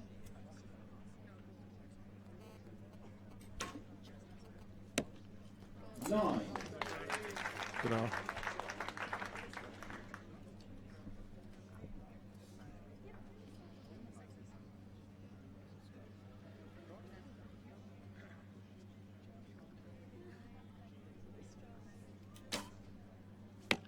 Nice one. 8 points. Okay, so 25 points on the board. Moving over to House Stark, who shot really well in the first set.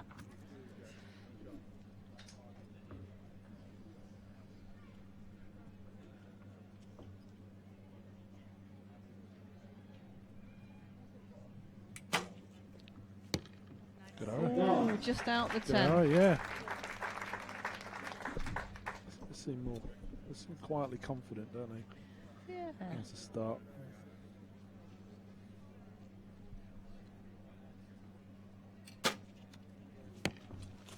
That's a 9. points.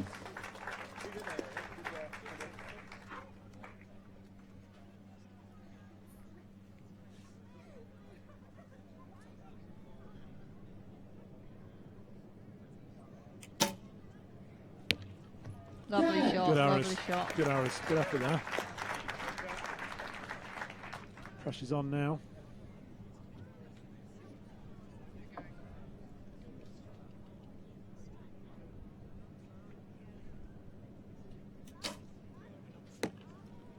Nine.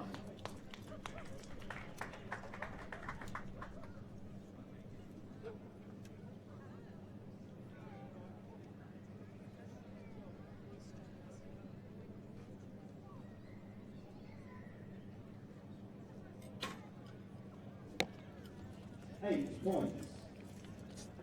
Groups, they're keeping the group tight, aren't they? They're keeping it, holding the 8 ring so far. They seem to be a lot more consistent than they have been in earlier sets. It's Seem an 8. to be Total either side of the 50 10. rows. Yeah. Let's see what the House of Stark can Yeah. do.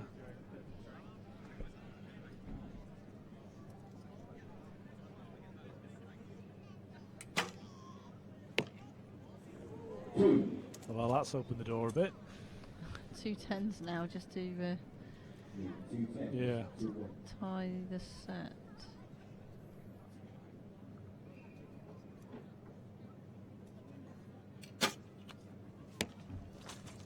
It's 8.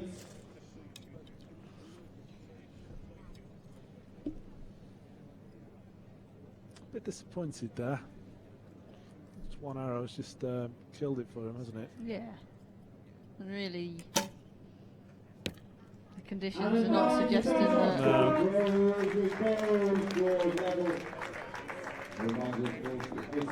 Yeah, he'll be disappointed with that himself. That he put it there.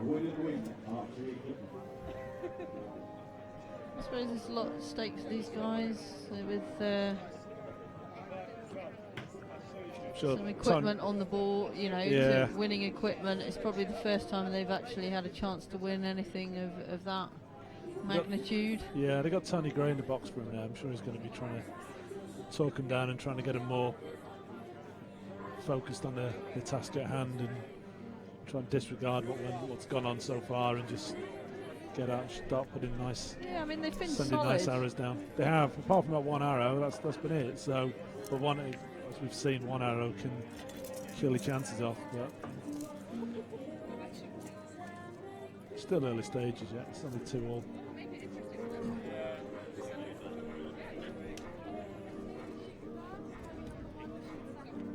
Okay, this is the precursor to obviously the business end of things later on with the bronze and gold matches for the women's and men's recurve.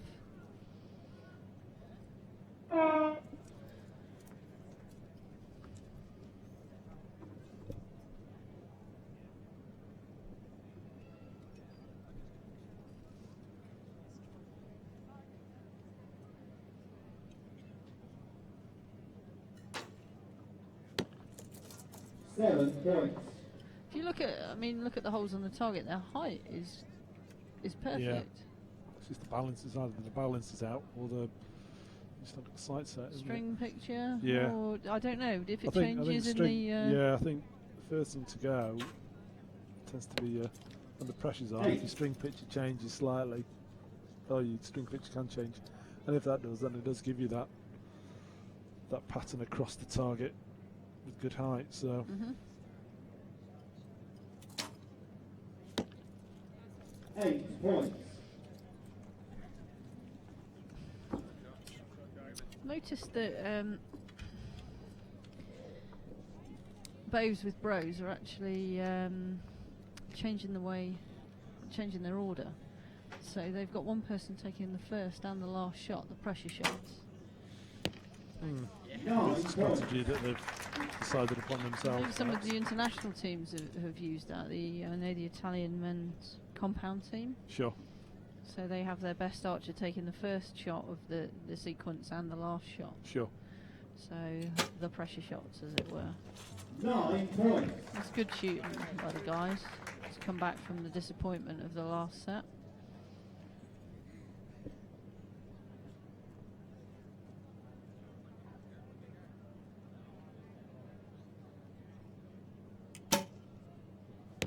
Good arrow. Beautiful. Fantastic 3 arrows. Beautiful. Few smiles.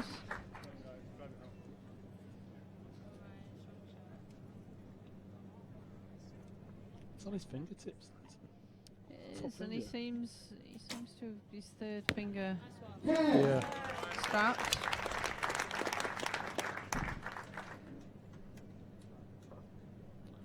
Be challenging getting some consistency behind that. Such a little amount on his finger because it looks like it's working as well. It's not just resting there. 8 points. It's not far out the 9.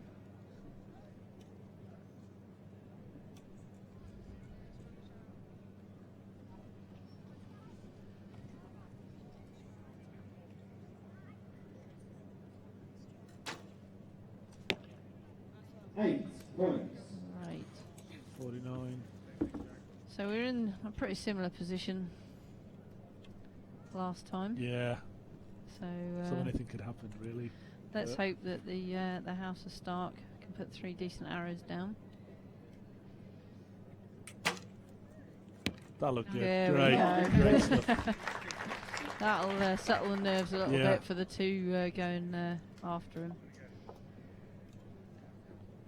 I have to say they have looked the most composed out of the teams. They have, haven't they? Yeah. 7. That's okay. So a 6 or better will win this set.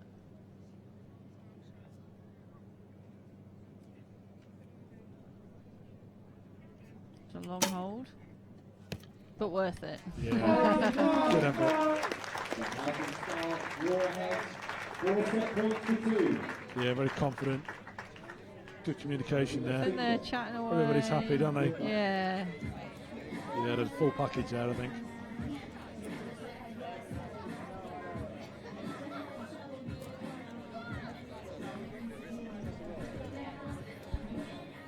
You know, you see the House of Stark. They're all talking to each other, and a bit of banter going The on. bros of bros have had a falling out by the looks of them.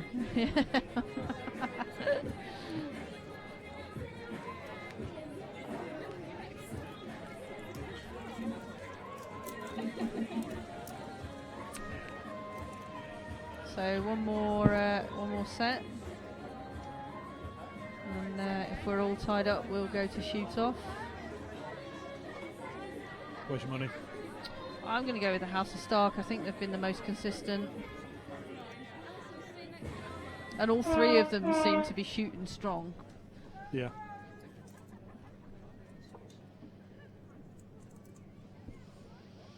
So it'll be the Bros with Bows to lead off this set.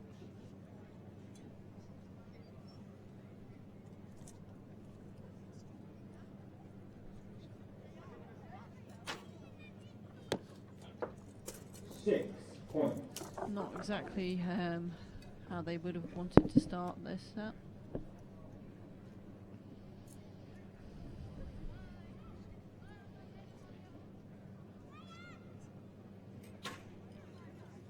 Good arrow. She shot that. She stood up and shot that then, didn't she? She did. Yeah.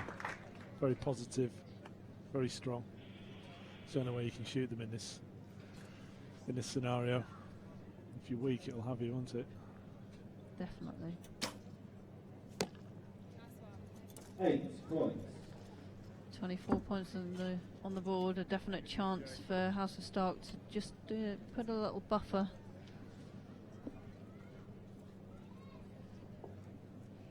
Going into the last 3 arrows.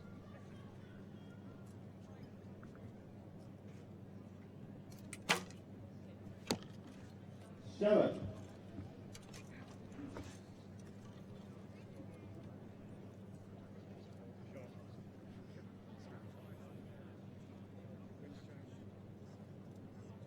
Just heard somebody say winds changed. 8 points. Yeah.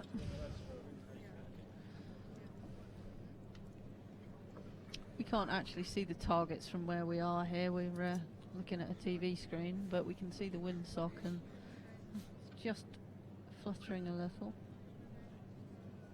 He's holding on. Good lad. Great arrow. You're allowed to hold on if you can make it work.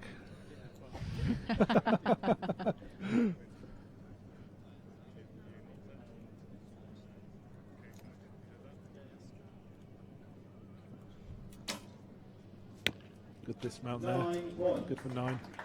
The most consistent recurve archers tend to get a rhythm going with their shots, and they'll be on full draw for no more than 5 seconds at the most. You'd expect them, best shots in the world, to be there at 4 seconds. The Koreans, you can go anything down to 3 seconds, and I remember Bay was shooting. She won at London in 2012, and she was shooting off a 3-second shot, and it was superb to watch. It just hits her chin and goes. Yeah. Right, the hours they've spent on drills and their team are unbelievably. The fundamental cornerstone of good technique is a good balance shot that you get away in a similar time every time.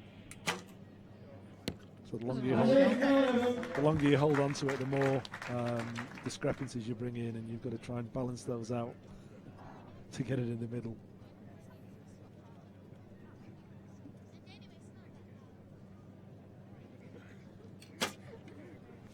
That's Great good shot. arrow. Great shot.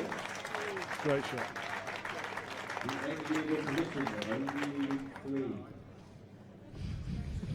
Don't tell him what he needs, tell him what he's got to do.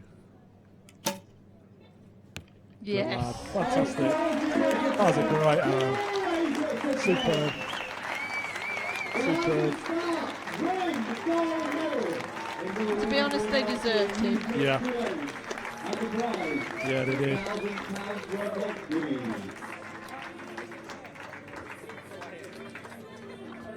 So we've got to split £1,000 worth of equipment between them. How's that going to work then? A limb each and a riser. Yeah. I think I'd go for the riser myself. I think I probably would. Yeah, I don't see people trying to tune in half a set of limbs. And the Bros with Bows, they've just got to take some feedback back from this and understand why things could have gone better, maybe in the communication. And maybe next year we'll see them back against the Sisters with Blisters, perhaps.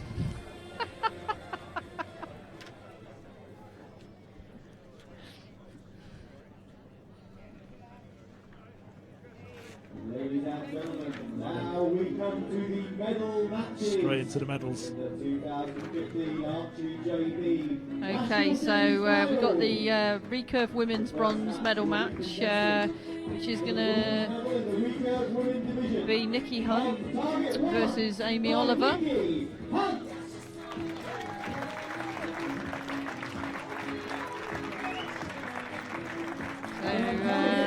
Welcome back to the stage, Amy Oliver.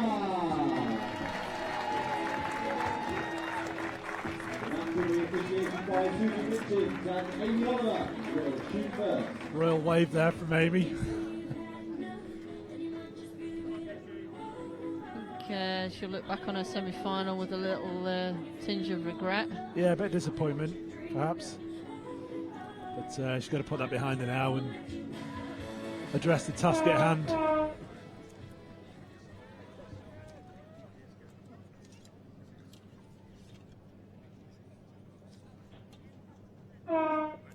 So Amy to shoot first. She went out to Nikki in the third round. In the quarterfinal, 6-4 back in Surrey in June.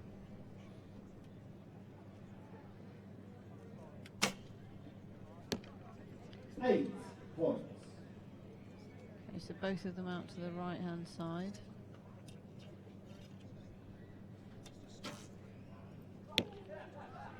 Seven points.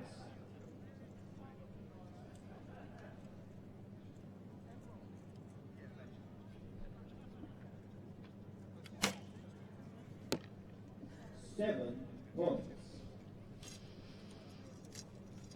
I can't see any real reason why they're going out to the right, but obviously we're not on the field of play. That's better. 9 Better. points. Which means Nikki Hunt needs 8.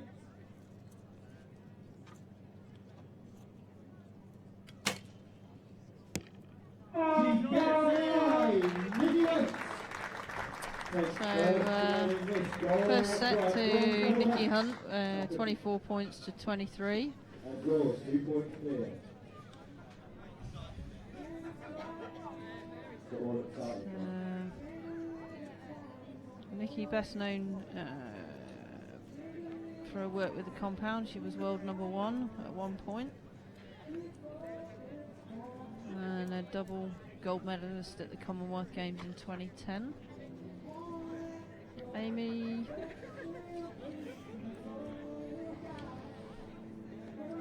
Amy was European field champion in 2007. She won a bronze medal in the mixed team at the 2011 World Champs. Team silver at the Commonwealth Games in 2010. And she's won the national series for the past 2 years, I believe. She's doing fourth time she's been in the final here in this event. As I said before, she's made she's become an established team member on the ladies' team over the last 6 years or so, really. 8. Amy just starting to find her form.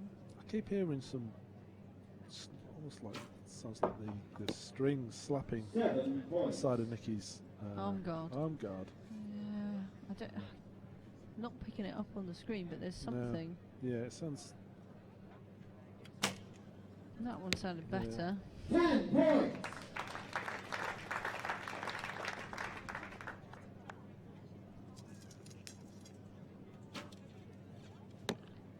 Another 7 for Amy Oliver. So 24 points. Nikki needs a 7 to win this set and take a 4-0 lead.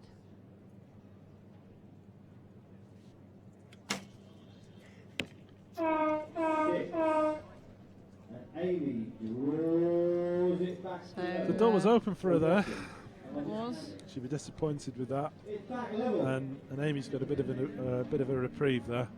Yeah, so it's now three set points to Nikki and 1 to Amy. Tied set. Our three didn't get the GCSE in maths, everyone. Amy Oliver and Nikki Hunt tied that set, and now So, the difference remains 2. Looking at the coaches' boxes, we've got AGB's Songy in the box for Nikki, and Amy's gone with her boyfriend, who I believe was in the box last year for her when she won. So, bit of consistency there. The winning team now. Yeah, definitely.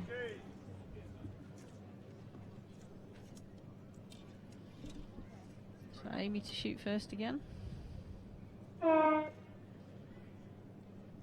See, the finals field is looking good down here in Nottingham. 8.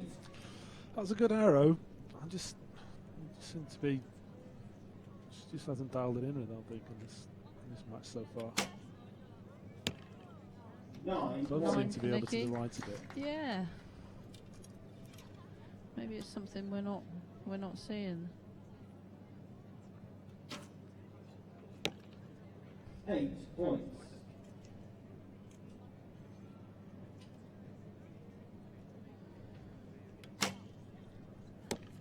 That seemed to hit something as well. Yeah.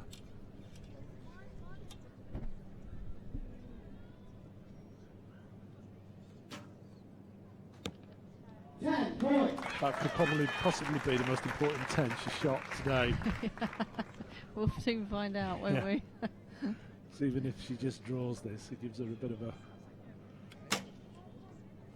There we go. So 3 points apiece. set 3, 26 points to Amy, 23 points to Nikki. Means we're all tied up at 3 set points apiece. Amy's family there cheering on from the crowd.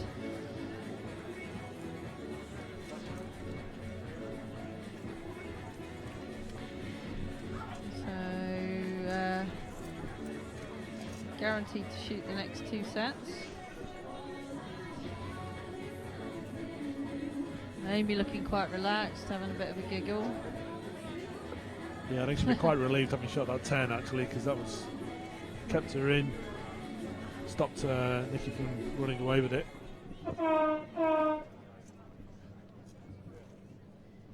So again, Amy to shoot first.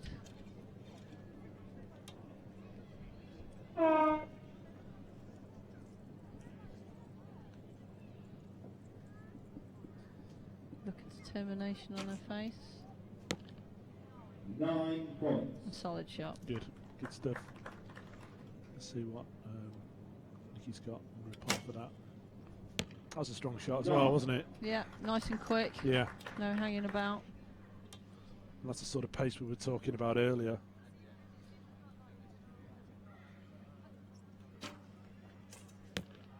That's lovely 9 shooting. points. Yeah.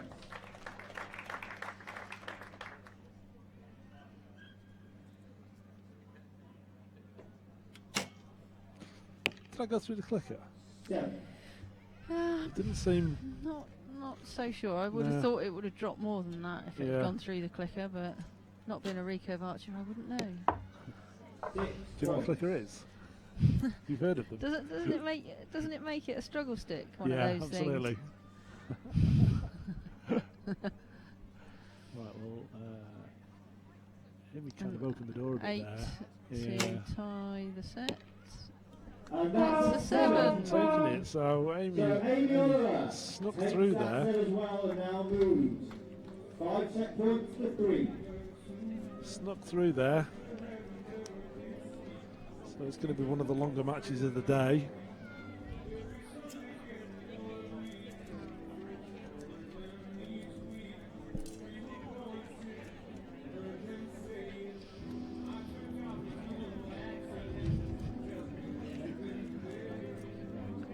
So Amy just needs to tie this final set, and the bronze medal will be hers. Nikki needs to win this set in order to take it to shoot off. mean, neither of them have produced the form they had done earlier.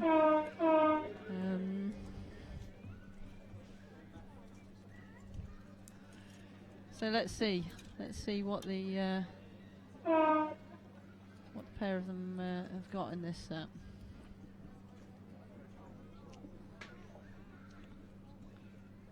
Nikki up first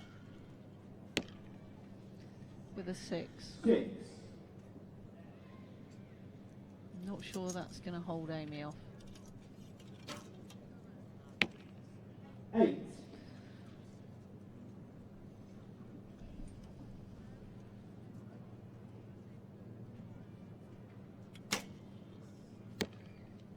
8. That looked a better shot from Nikki. It did. I still can't help but thinking that bow sounds really noisy. It does. It sounds very slappy. Yeah. It's a technical term. by Good the way. arrow. Good arrow.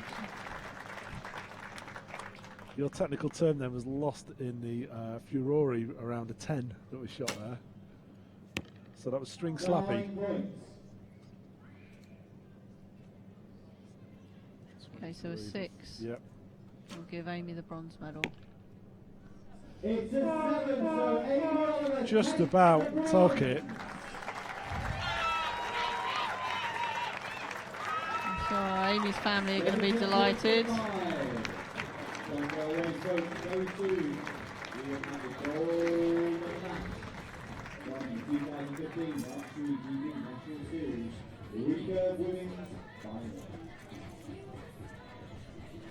Well, it's just how some matches go, isn't it? The level of the Scrappy. scoring isn't as the standard of the scoring isn't as high from time to time.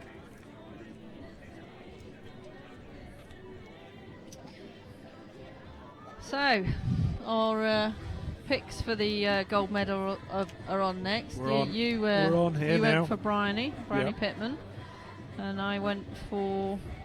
The old guard. She's not that old though. Not well. Her age in the actual booklet has been published It's incorrectly, been I doctored. believe. It's been doctored. Has it been doctored up or down? I'm just trying to remember. No, I think they've made her older than she actually is.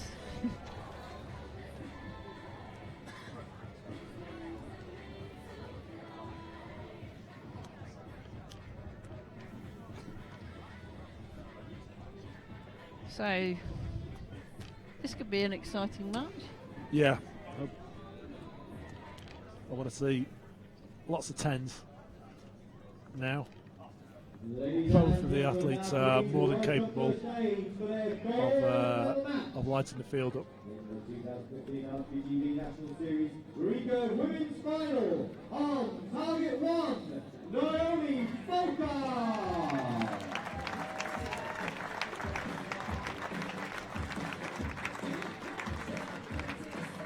And on target 2, please welcome back to the stage, Ray Pittman.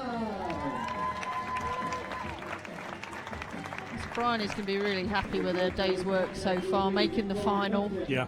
shooting strong, coming through some tricky matches. Great experience for her.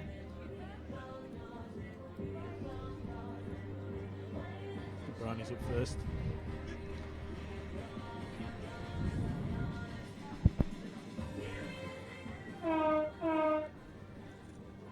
Okay. Naomi's up first. Yeah.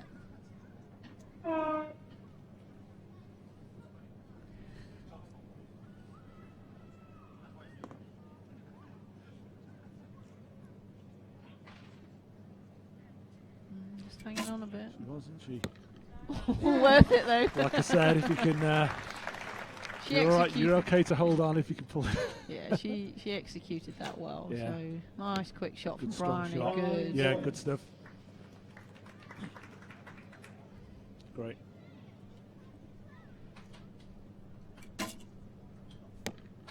Good timing again. Good timing again from Naomi.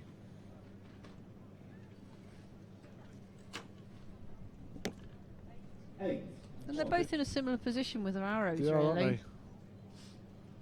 they? Again, just a little bit high.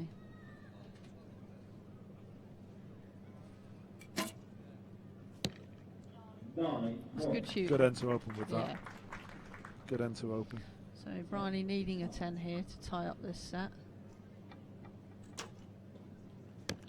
And it's a 9. Naomi Well, that's Bolthoff fine. takes That's the good. early Yeah. That's good shooting by lead. both This archers there. medal match. Gold medal match.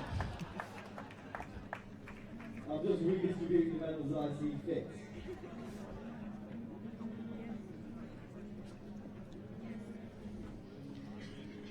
So Naomi takes a two set point lead over Bryony in this gold medal match.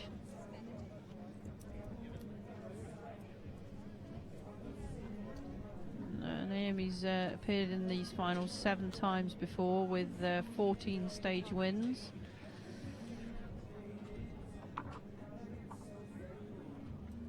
And Bryony, this is her first appearance, and she's got 1 stage win behind her. So, okay. And then just looking at stage 2 in Oxford, that. Yeah, she beat Naomi 7-1 in the final actually. So she's beaten her before. She knows it's possible.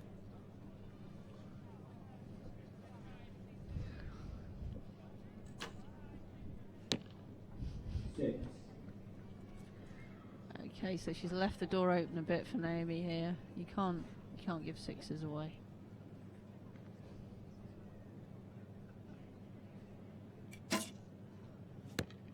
Because she will punish you. Good arrow.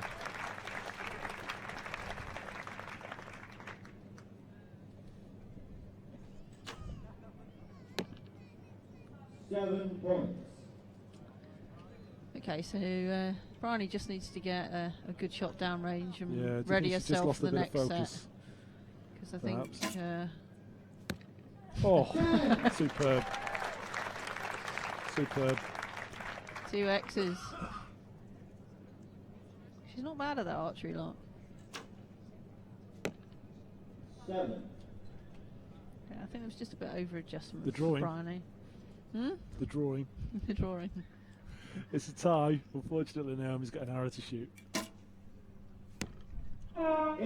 29. I think she was willing that one up Yeah, there. she Didn't quite was, go wasn't she? according to plan. So that's a phenomenal set by Naomi.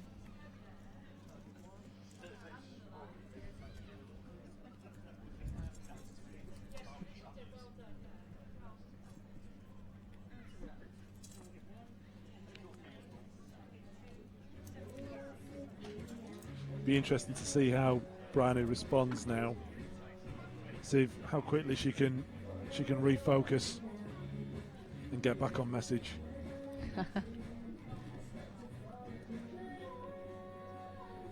Let's see if Naomi can actually finish this off now.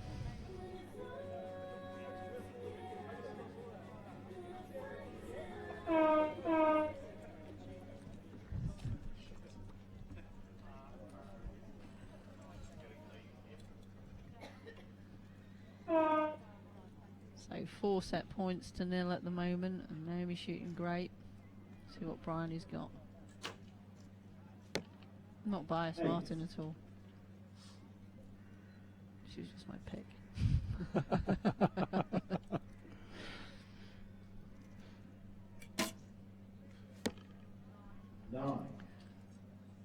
Solid shooting.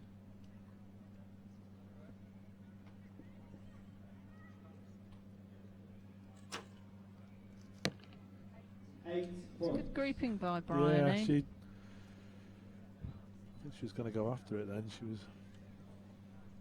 The head came forward and she was, I don't think she was as confident with that shot as she was. But looking at Naomi's target, she's got 1 arrow just outside the 9, everything else in. Great. Good shot. Lovely arrow. So an 8 will see this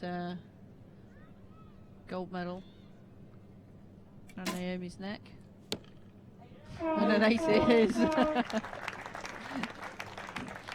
That's the second 6-0 we've seen today. Well, the best person won there. Best performance. I'm just having a spoonful of humble pie as I've got behind the wrong person again, but I think Bryony shot. She shot very, very well. She's put a lot of effort in. And I think we will see a lot more of Bryony in the future. Yeah, I think we will see a lot more, and Naomi looks happy. Yeah. You know, that's a good result for her. It give her a bit of confidence going towards Poland. Well, I believe she's going out to Colombia next week. Great stuff. That's for the final World Cup. The World leg. Cup, and then I believe on to Rio for the test event. Oh, she's gone to the test event as well. There's Is this three hot of off the them. press? No, I was speaking earlier, and Naomi, Amy, and Patrick are They're going to the to test Colombia, event as well. and then on to the test event. Fantastic.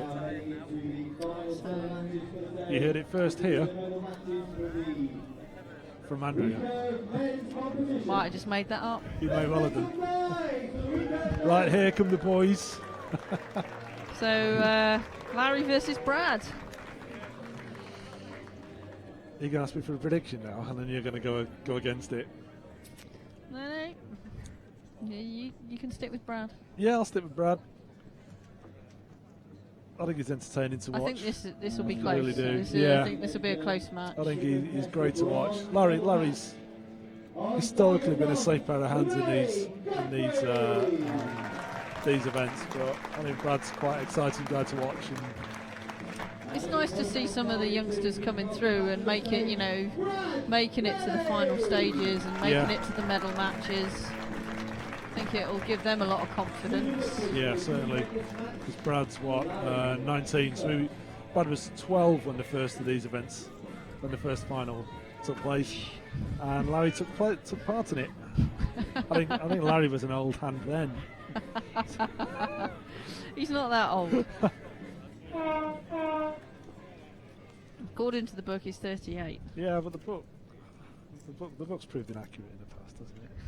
You may have paid someone off to put that in. Right then, Larry's opening up with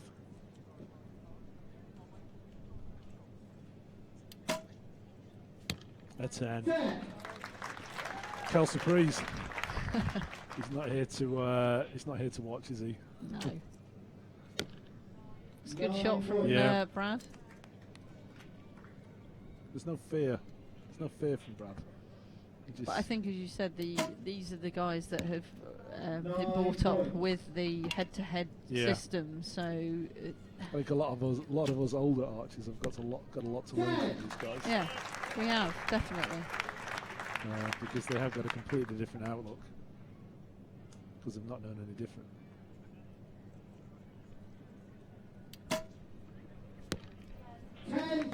Good shooting. There you go. Great stuff. See if Brad can hold on. Just in. Yeah, I reckon that's a 9. So 2 points to Larry there.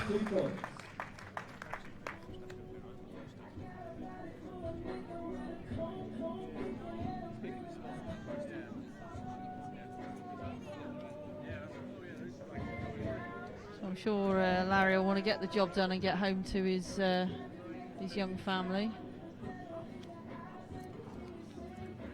I think that's 4 children Larry's got now. I'm shattered just thinking about that.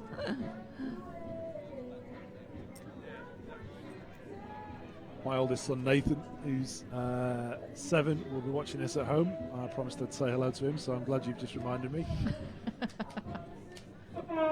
He's probably got bored and switched off by now. He's probably devastated that Amy didn't make the final, actually. He's got a soft spot for Amy. Aww. You going to see him on this stage sometime? Anything's possible. He can already hit 70 metres and he's only 7, so... He wasn't happy with that, was he? No, not at all. He looked away in disgust. Gives the opportunity to Larry. Yeah. You don't want to give 7s to Larry.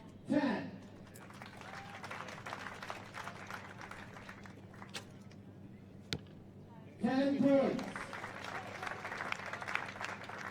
It's a good comeback from Brad. Yeah.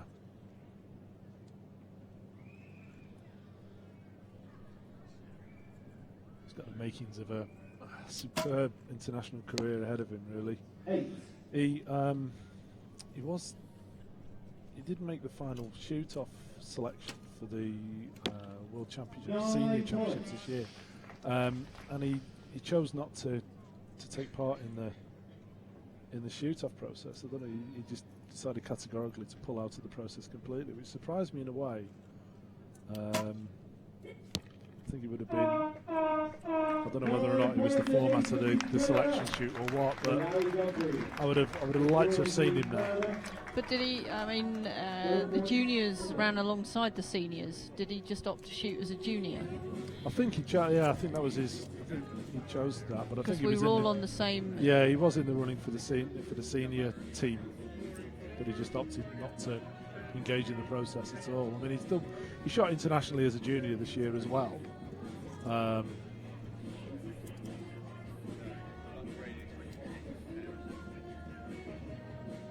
Perhaps he's confident that he can come back next year. I'll do it next year. I don't know. I mean, I think it's difficult. I think it's good to, in some respects, stay at the junior level, because the way he's shooting, he's going to make the matches and he's going to make the medals and get that experience. But with the senior side of stuff, it is so tightly packed that those opportunities to make those medal matches are probably greatly reduced. 9. It's a good shot from Brad.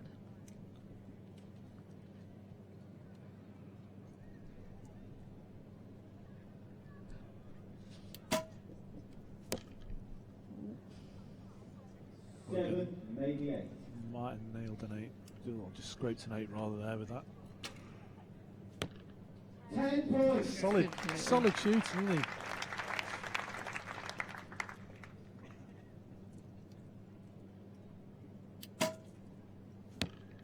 Good shot by Larry. Yeah.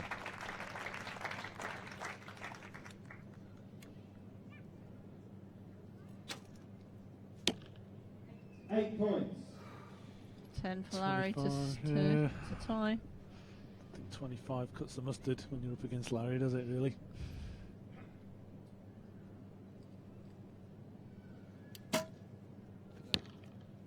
It's a 9.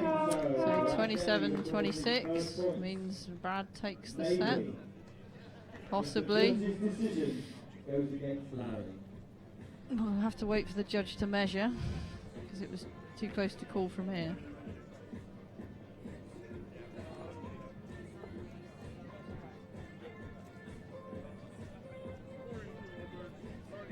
So this is Brad's first grand final appearance, and as yet he hasn't won a stage. He's put some good scores in on the 720s. Actually, he had a 640, which put him in 4th in the second stage at Oxford, and a 637, which put him in 7th. So they haven't been. They've been solid scores, they haven't been massive, but I mean, his PB 651. I seem to think that we need to put these put the selection scores up for the gents, because currently the selection criteria is 630.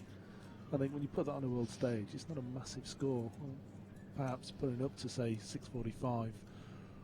I think they reduced the scores though, so that they could get more people to enter the selection shoots. Yeah, but I don't really think that's. It'll get more people into the selection shoots, but are you going to get a team that's got lower expectations? Well, the problem is that if we look at it, we're not going to make the cut. No.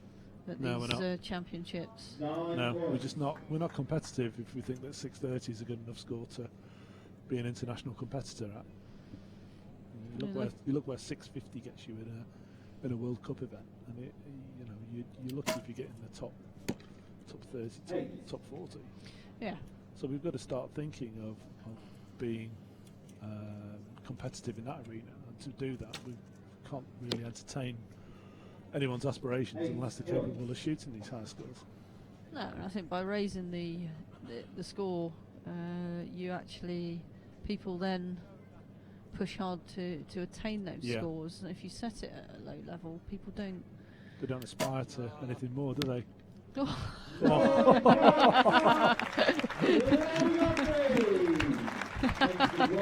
think that one was a little bit let go and hope for that last arrow.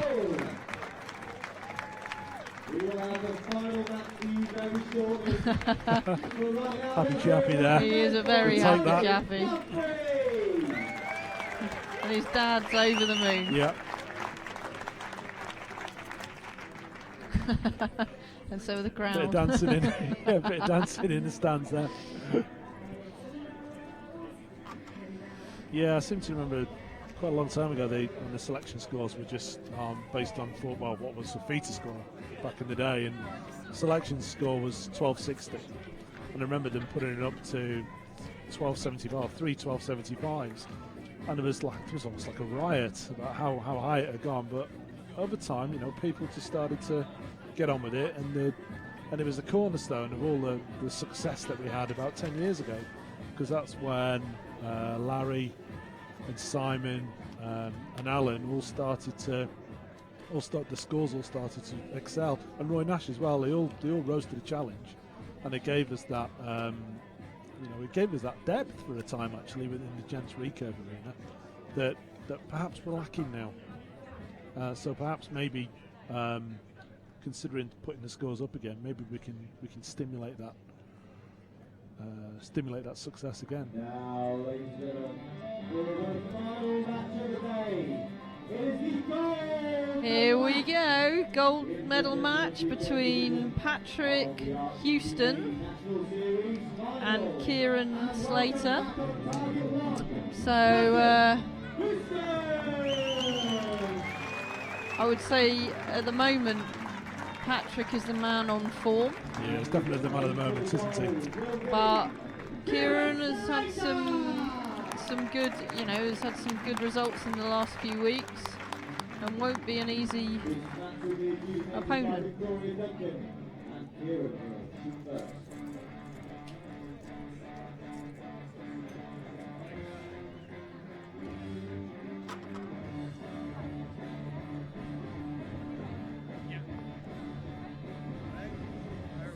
Kieran's just got to come out fighting now, hasn't he?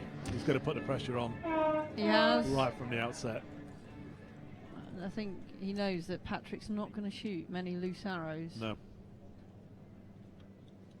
So it'll be Kieran to shoot first. Breeze is picking up a bit now. Yeah. 8. Notoriously, when it's been breezy, Kieran's shot is best.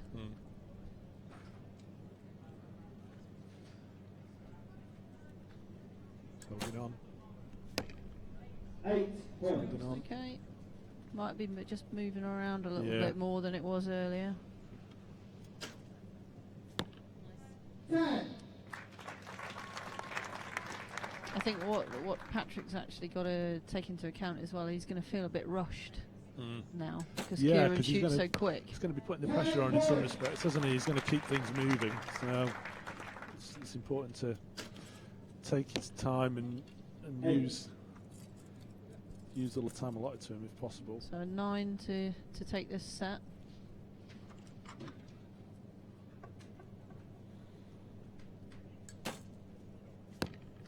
And I tend to seal it. Superb. Superb. Gold final. So Patrick takes the opening set, 28 to 26.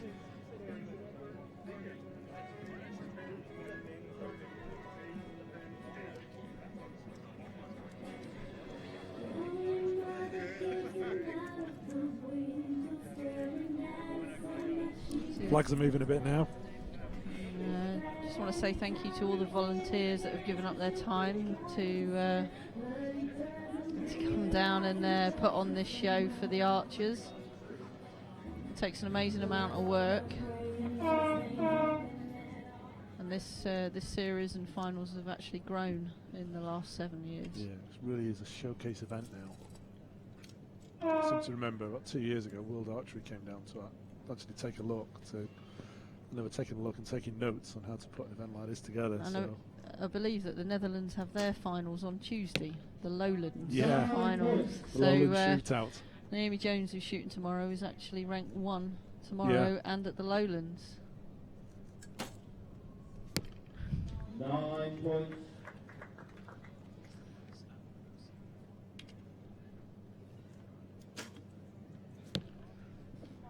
Nine. Another good 9 from Kieran there. Let's see what Patrick can reply to. See if he can reply to that.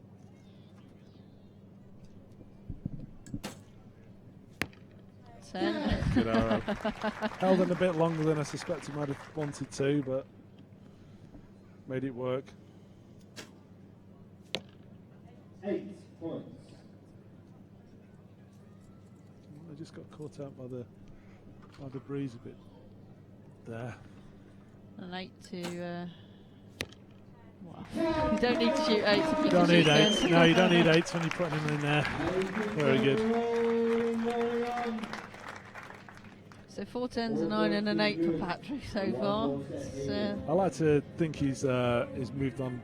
His aptitudes suggest that he's moved into more of an intermediate role in the sport now than than an absolute beginner. It's great to see somebody coming through the ranks and actually stepping up to the mark and shooting world-class scores. Yeah.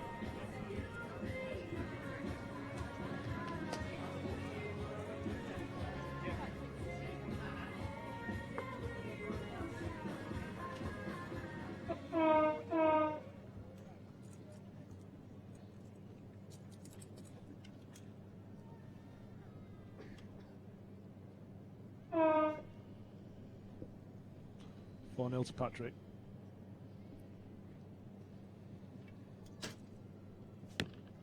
Okay, that's 9.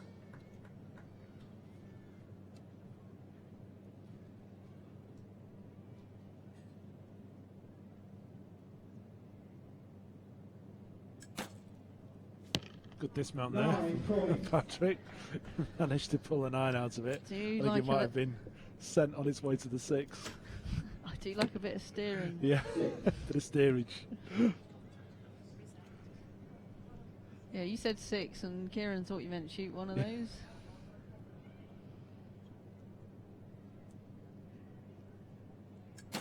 Good shot. Yeah, strong, wasn't it? 9 points for It's a Patrick. sign of somebody that's living the sport. Volume of arrows he's doing on a daily basis now is phenomenal, and you can see, especially after a good 12 months of solid training, it's a sign of somebody that's in control. And the gold medal goes to 6-0. Patrick Houston. There was no problem. No. Fantastic. That was a pleasure to watch.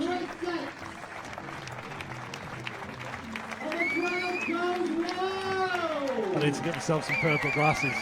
I reckon that could be the Yeah. key. I want to see you out with those next year.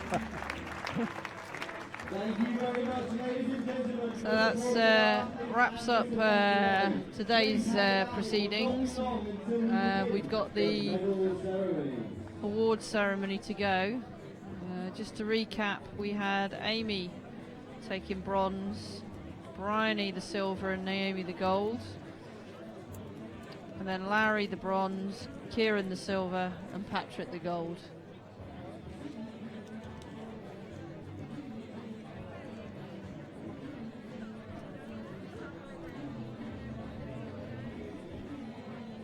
So we've seen some phenomenal shooting today from our recurve archers. Some old faces and some new faces that hopefully will be moving on to the team in the future. Yeah, and hopefully they'll establish themselves, or they'll start to establish themselves in this event as well. So we'll see them again next year, and perhaps some of them will get further and present more of a challenge to the established old guard. Who's been your pick of the day then, Andrea? I think Patrick has shot the best out of anybody today. I think he's been consistent and at a high standard. I also think we've had great performances from Larry, and also I think on the women's side we've had fantastic performances from Bryony and Naomi. Yeah, I can't disagree. Patrick's just been a pleasure to watch. In a way, I kind of think he's been.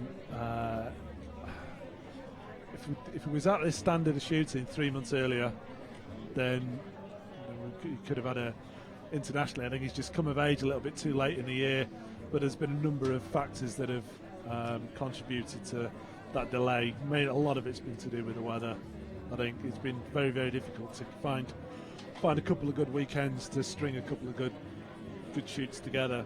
But that said, he's established himself now, and given there's the World Cup and then subsequently the test event at Rio, I think that'd be a great way for him to round off his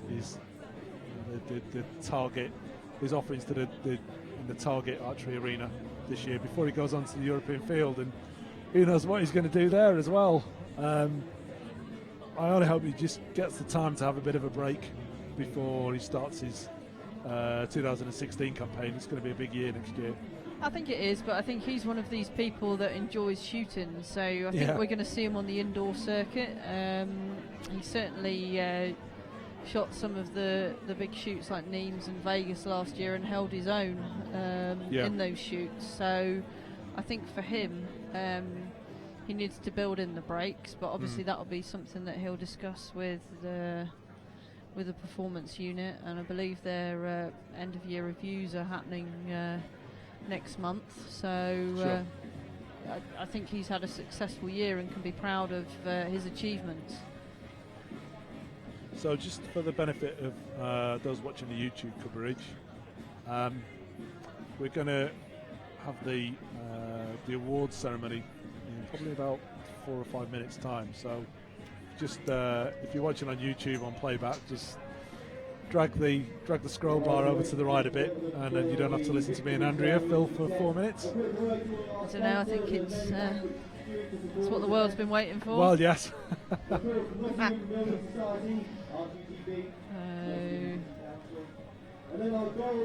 So tomorrow we've got Compound Day, and you're in the finals on that. How are you feeling for that? Yeah, I'm feeling good. I haven't had the season that I would have wished for. But do you know what? You're not going to get that every single year. No. And there's, on the women's side and on the men's side, we have 16 strong competitors tomorrow, and really it's anybody's game. So I don't see any match as being a given. There's some great matchups. We've got Beth Martell, one of our youngsters coming through, taking on Lucy O'Sullivan. Myself taking on Danny Brown, another youngster. And then Lucy Holderness, who's going to the European fields, taking on Nicola Simpson, who is probably one of our most decorated compound women archers. And then finally Naomi Jones and Daisy Clark. Again, Naomi's had a phenomenal season behind the string. Naomi Jones really brought a game last year right from the outset. Do you see that being on the cards again this year? Yeah, I think this year she's actually believed in her performance, especially outdoors. She's been phenomenal indoor archer over the past few years, but I don't think she quite had that belief, and I think that belief is now there. And she's a great teammate, and I've enjoyed shooting alongside her. I actually do think she's one of the calmest people out there. And then on the men's side tomorrow, what a cracking first round. Duncan Busby versus the mighty Whitey. So do you see that as being a final? That could be a final in itself, couldn't it? It could, but do you know what? That's a repeat of the Commonwealth Games. Sure. medal match. And then we've got Lee Miller versus Simon Froggatt. Simon Froggatt has had a fantastic He season. has, hasn't he? Yeah, definitely. Neil Bridgewater and Simon Scott. Neil and Bridgewater, I think, is probably one of the. He's another guy that Snuck he's through. he snuck under the radar for so long, but he's one of the only archers in Britain that's got a 1300 feeter for the recurve and a 1400 for compound. And Rude, quite frankly. yeah, it is rude, isn't it? Yeah, it's a great shot, and I think he'll certainly he won't be here to spectate tomorrow. No, and then our final match of the morning will be the world bronze medalist Adam Ravenscroft, who I think has been probably the best male archer this year. Yeah, it's been inspirational, hasn't he? Yeah, and it's it's great to see. You see his enjoyment when he shoots, and he puts a lot of work in. Been a massive year for him. He puts a lot of work in, and he's proved, he is world class, and I was so happy for him to get that bronze medal. I was jumping off my I think chair the whole watching of the that. UK It was absolutely fantastic. So yeah, it should be good fun, and obviously the format's a little different tomorrow. Today you've seen the set system, and tomorrow we get 15 arrows straight for score. At a shorter distance as well. Is that to make it easier for you? Yeah. Yeah. Here's a different format, and I think having it at 50 metres, I think it adds to the pressure as much as anything else. I mean, I know a lot of compound archers don't like it, but it is more a case of how many arrows you miss, how many times you miss the 10 as opposed to hit it. Yeah, you've got it right. It's there. not a fan. I know a lot of archers aren't a fan of it. I think that maybe we may be moving towards a time that it needs to change, and I think maybe moving it back to 60 metres on the same size face would open up the gap a little bit, because it's now, internationally on the gents side of things you can shoot 700 out of 720 and rank 35th. Yeah. And you could have a good day shooting, but But I think there needs to be the challenge. The bar needs to be raised a bit.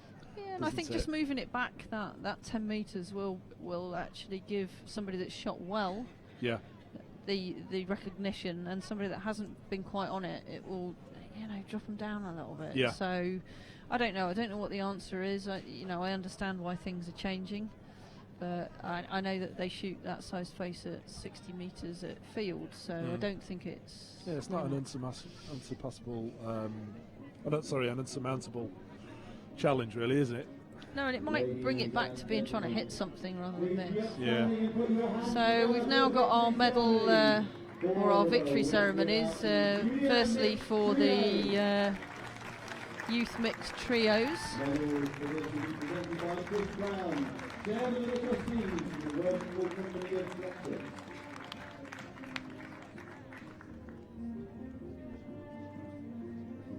It's quite a small podium for quite a lot of people. That's a bit cosy, isn't it?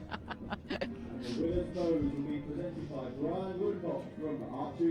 hope it's well made. There's a lot of big lads on there. They're all 12-year-olds, aren't they? Alicia Drummond-Ansell, Joe Brown, and Maxwell Harding. So that's the Hellraisers. They put up a good fight. It'd be great to see some of these kids back as individuals over the next couple of years. Yeah, I'm sure if they get the right advice and they stick with it, that we'll see some of these. Yeah, I think the biggest challenge at that stage of life is making that transition through from an exceptional or good or an exceptional junior into a successful senior. I think taking into account as well schoolwork and at the end of the day, start of careers and things like that. Yeah, at the end of the day, it's lovely to have the dream. Yeah. But I think it takes these backbone, guys not wishbone, doesn't it? These guys have got to be realistic, and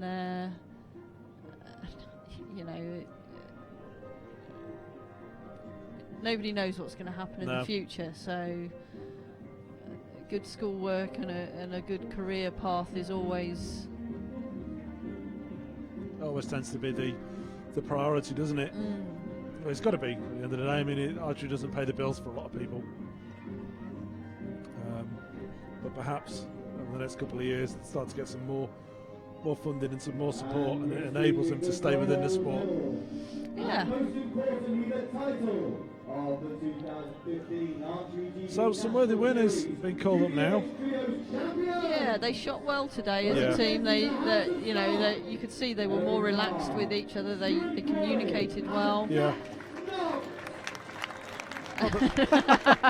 Managed to squeeze onto the podium there.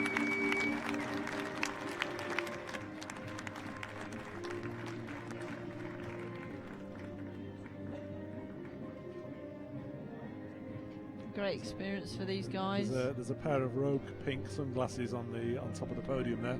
No. Great stuff. Great to see as well. Great matches.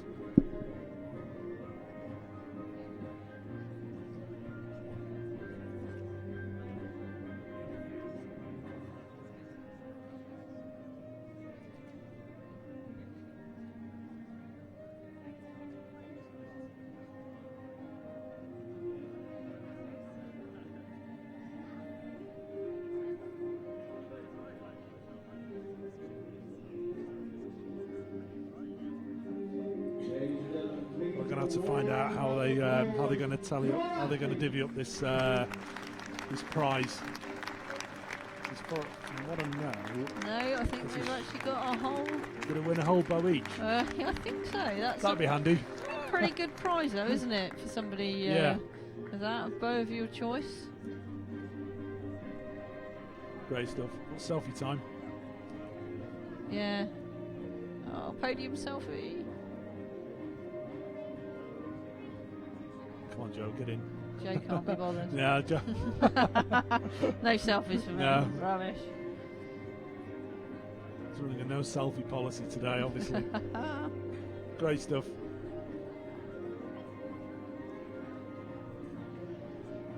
Just waiting for two more award ceremonies. Women's recurve and men's recurve. So while we've been doing this today, the paras have delivered and collected 2 gold medals. 1 gold, 1 silver. 1 gold and 1 silver. In the mixed teams. And we've also learnt of a new world record at 70 metres as well. So that's a typical day in archery. Yeah, Patrick, 348 is good, but 6:53. but Mr. O. Yeah. It's a little bit special, really, isn't it? Fantastic. Well, the weather's held. It's been a fantastic day here at Bulletin Hall. The breeze has been a bit tricky. I think if we talk to some of the archers later, they'll have some tales to tell on that. But generally, it's been a really, really great late summer's day. Yeah. I hope it holds out like this for the scooter shooters tomorrow.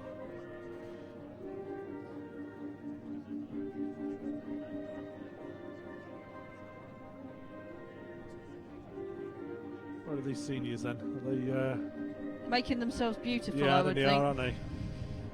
We may have The a old while, lipstick we may, on. We may have a while to wait yet.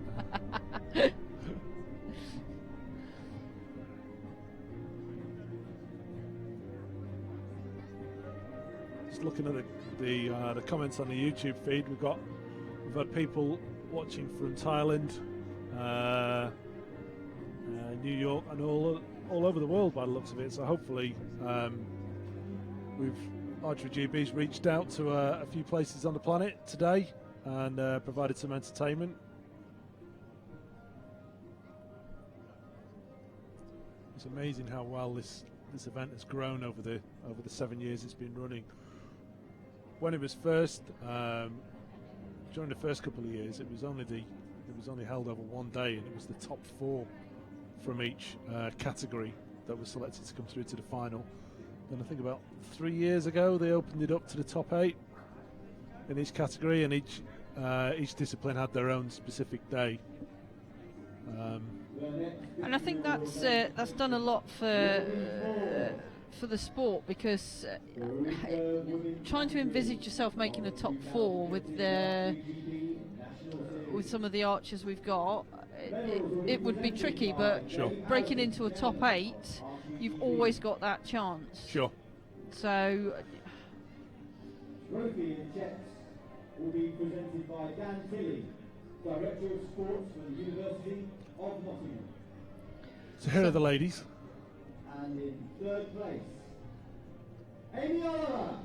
So last 2 years Amy's won it. She's still on the podium this time. She shot some good arrows today. Amy Oliver also wins the Louisville Optics Precision Awards for the most number of 10s in the entire tournament. It's been a long year for the recurve archers, I think, and it's still ongoing. Riley Pittman. I'd like to see Amy going through for at least another Olympiad. Really, I think she's still got a lot to offer the sport. I don't know what if she subscribes to that notion as well, but I think she's definitely still got a lot to contribute to the British team. 2015 Archery TV. I think this will really please.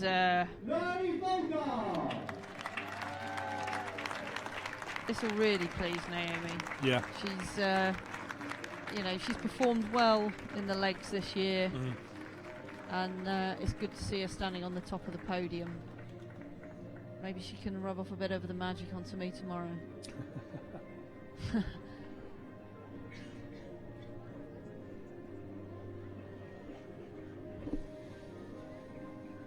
I feel like we should play the national anthem though. Do you feel that uplifted? Yeah, I do. What are the numbers on these checks that are being presented now?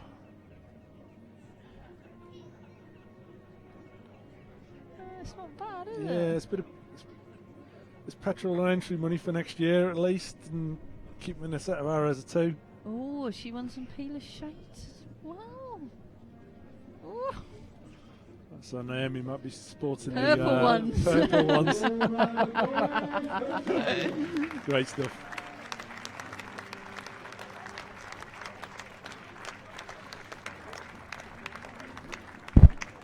Equipment manufacturers have really gotten behind this event, as they have done throughout the sport.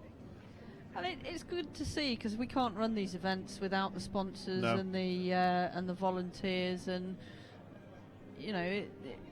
it's good to have in this country an event like this. Yeah. I mean, even the stages, I would say,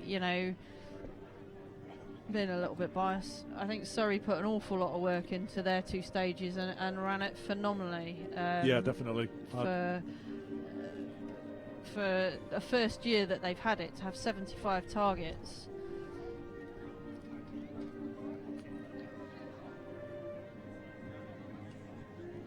Yeah, I think just bootstrapping an event like that and getting up and running, the amount of the cash injection you need to get established is massive, especially when you're putting on something with that volume of archers. Fingers crossed they get the event next year as well. I'd look forward to going down there and visiting that Surrey again. I haven't been down that part of the world on the circuit. Cheap hotel down before. there as well, isn't it?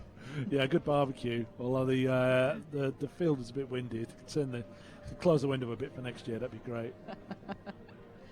That's a nice house to live in. They're all like that in Surrey, aren't they? That's pretty much what my house Yeah. looks like. Yeah. But yeah, fantastic settings, and what has been a good day weather-wise for us this year. Yeah.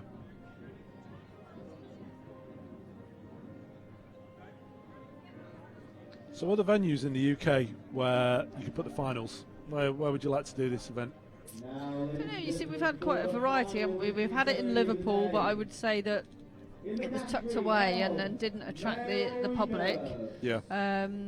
I think Leamington was a good one because it was in a park, so Sure. we had a lot of passers by. I'd like to see. We haven't had anything down south yet, apart from one leg. Apart from this entire Maybe London. year. Maybe drop the Queen a Horse little Guards. Horse Guards postcard, parade. yeah, and see. But I think we need to find venues like this where there's a lot of public access. It's free to the public. Yeah. And makes it accessible. Well, I think it's all those asleep sleepless already. nights. It's good to see Larry.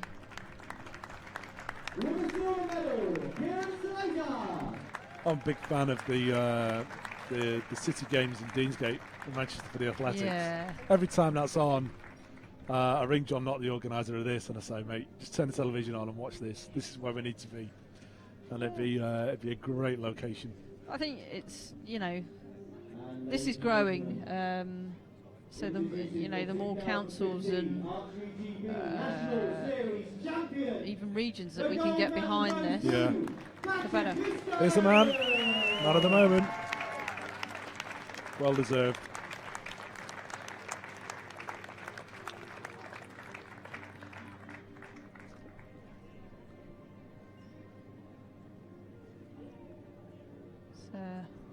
Certainly outperformed everybody Nice today. bit of hardware he's got there. Yeah.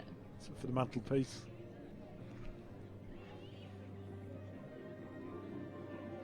His girlfriend Jodie's out of the World Para Champs at the moment. Yeah, I think the Para team have had a really successful trip, and to nail those places early for the games takes a little pressure off. Yeah, they can go into the winter with a bit of with a bit of focus on the matter at hand, rather than having to think about the stepping stone from winning quota places to go into the games. Please give a warm round of applause for this year's champion. It's a shame he's won some glasses because he's got some nice purple ones. Maybe he'll give them to his girlfriend. Perhaps. It's made by you, the crowds. Well, it's been a phenomenal day here in Nottingham. There's been some great shooting. And we're hoping that the weather continues for tomorrow's compound day. So it's goodbye from me. And it's goodbye from me. We wish you all a safe journey home. See you again soon.